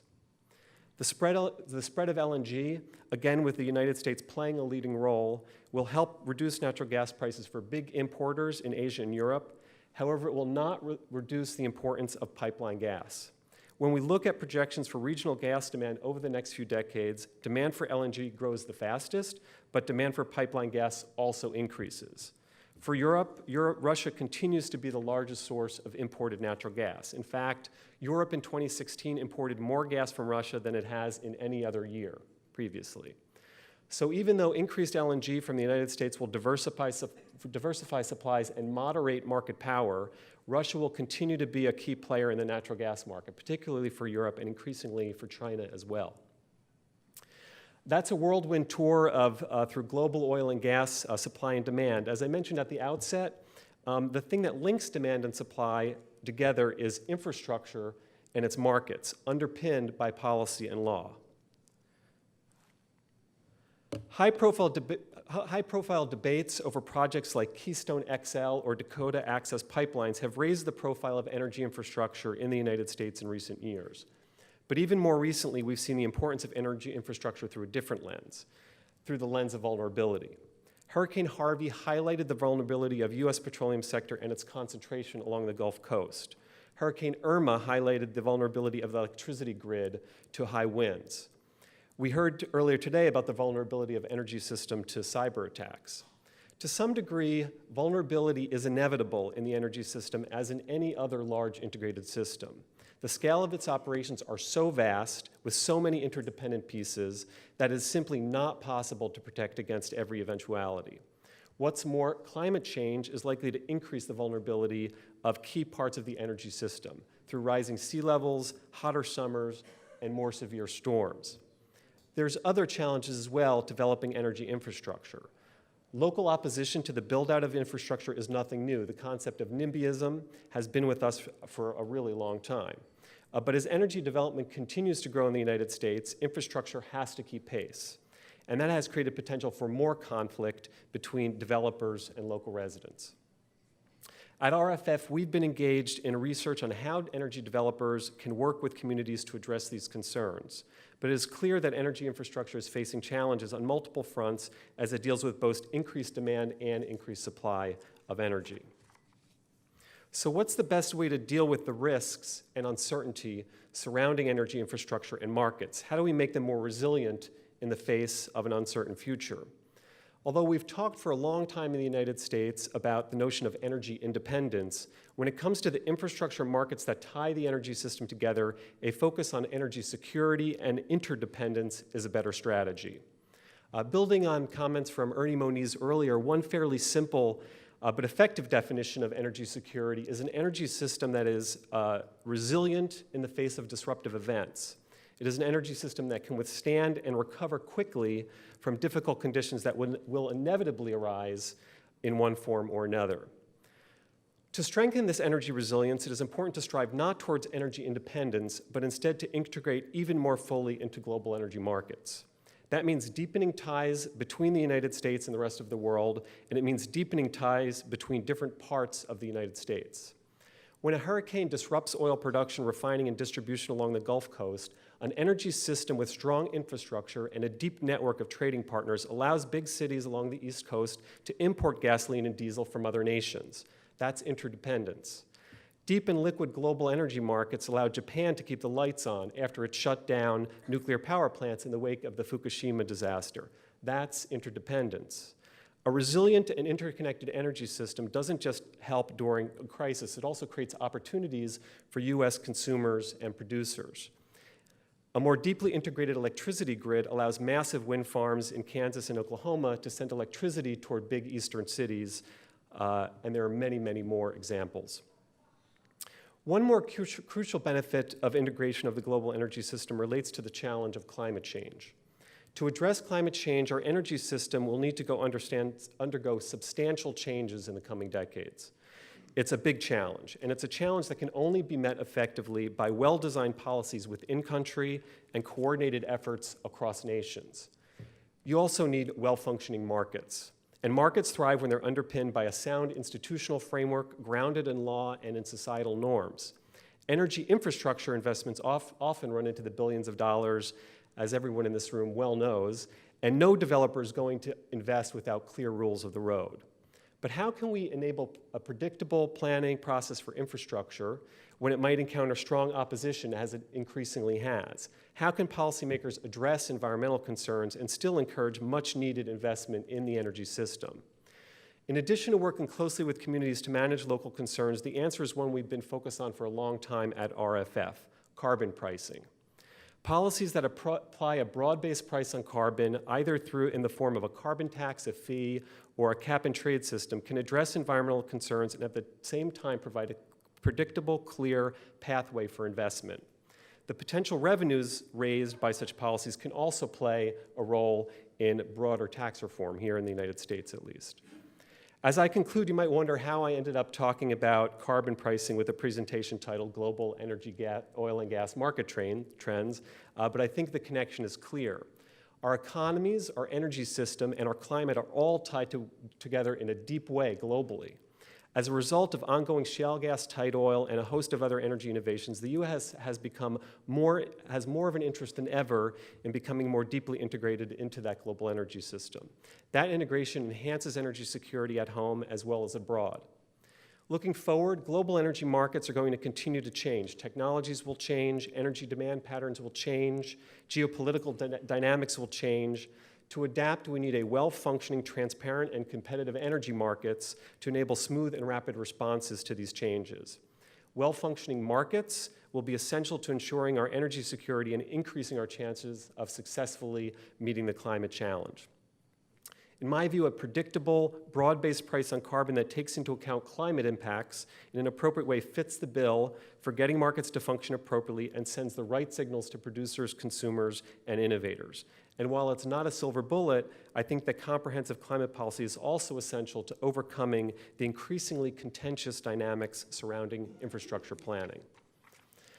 Energy security and a stable climate are two goals that we can and should pursue in tandem. If we think of these challenges in the right way, the enormous changes we've seen over the past decade in the oil and gas industry can play an important role in helping to achieve these goals. Thank you very much for your attention.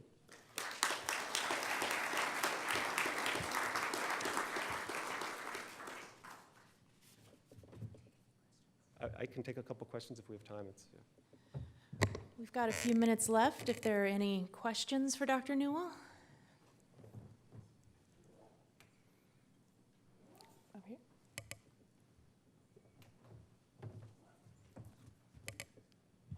Dr. Newell, as we're looking at the new alternatives in transportation, alternatives to oil, we've got the electric car. There have been recent articles about problems in the lithium mining, which bring me to the entire question of the life cycle analysis. Are we doing enough life cycle analysis comparing the various technologies so we get the complete picture, or are we just going to export our emissions from the tailpipe of a car to a diesel mining facility in Bolivia? Yeah. Well, I think one of the things you point out is that all energy technologies have positive features and negative features to them, and there's issues that are solved with one technologies can create other issues that need to be solved on other fronts. One thing I'll say, just to put in perspective the potential electrification of passenger vehicles, this is one part of, for example, oil demand. It's about 25% of global oil demand is for the personal transportation fleet. So one thing that I want to place in perspective is that there's still many other aspects of global oil demand, including freight transport, maritime, aircraft, et cetera, that are going to be undergoing different kinds of changes. One other point that you made is that climate change isn't the only, and maybe not even the central rationale around electrification of personal transport. A lot of it has actually to do with local air quality concerns. And so, for example, in China, which, as we know, is facing choking pollution at the local level, is a very big concern there. And so, honestly, even if the pollution is moved out from the central cities, out of the city, to the countryside, that actually does solve a problem that they have in the cities. And so there are aspects that are driving electrification in particularly large urban areas that will persist aside from any particular focus on the climate challenge.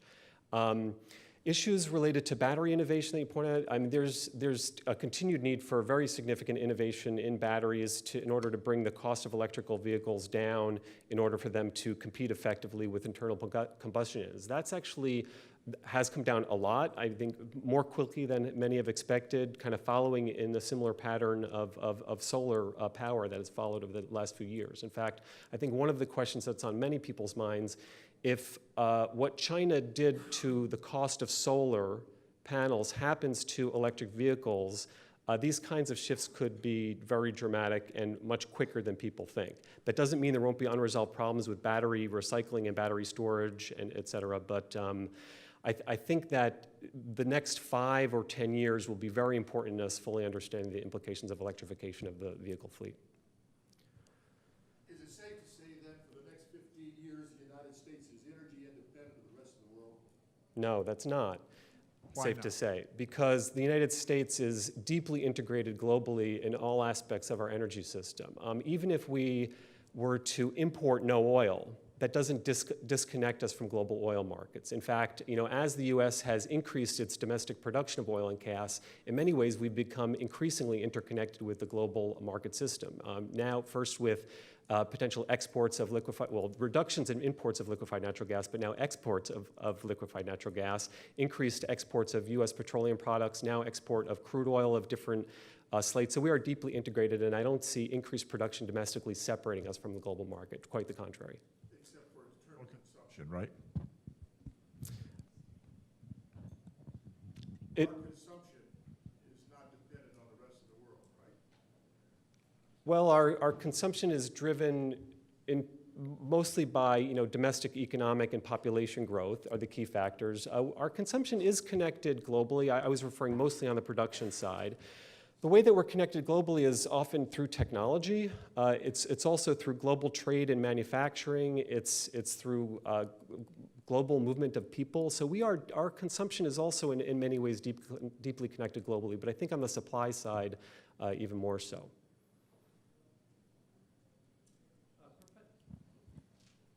Professor Newell, question for you. We see in response to the withdrawal from the Paris Agreement by the U.S. government, many mayors and now some governors beginning to make commitments on climate.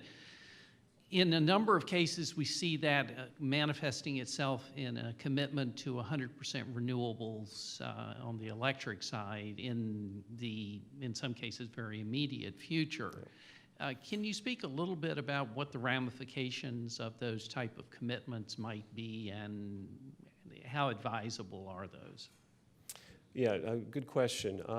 So there's at least two ways in which different thinking has responded to those questions. One is, as one looks at what are the most cost-effective ways to address global climate change by reducing greenhouse gas emissions, what are the technologies we should use, what sectors should we look to, what countries should we look to do that? It's very clear that a diverse portfolio where we don't look for one silver bullet, but that we use all the different options on our table in the right place, at the right time, for the right purpose is the way to go. And so that includes renewables, it includes energy efficiency, it includes natural gas substituting for coal, it includes carbon capture and storage applied to fossil fuels, and it includes nuclear, if I didn't mention that. Okay, so it really is, if you want to cost effectively, meaning at lowest possible cost, achieve climate goals, having a broad portfolio of technologies, and also technologies that don't exist currently, is really the way that you want to go about that.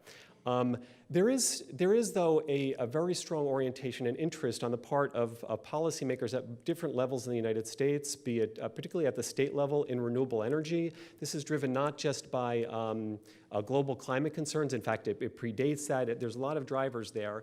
So one of the other things that has been important is to adjust the way we think about and design particularly our electricity markets in order to adjust to the realities of policies that have been put and also technological changes that have occurred. So we have and others at RFF have ongoing work to look at how one reforms and adjusts the structure of electricity markets in the United States over time in response to the very clear policy goals that have been put in place, particularly at the state level. So a combination of low natural gas prices and zero to very low marginal cost sources of electricity in the form of renewables has really shaken up electricity markets and challenged incumbent producers, particularly coal and nuclear.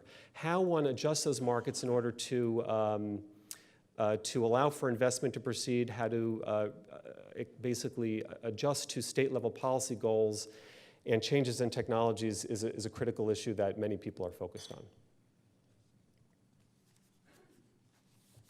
Any further questions? All right, if everyone would please. Thank you very much. Thank you.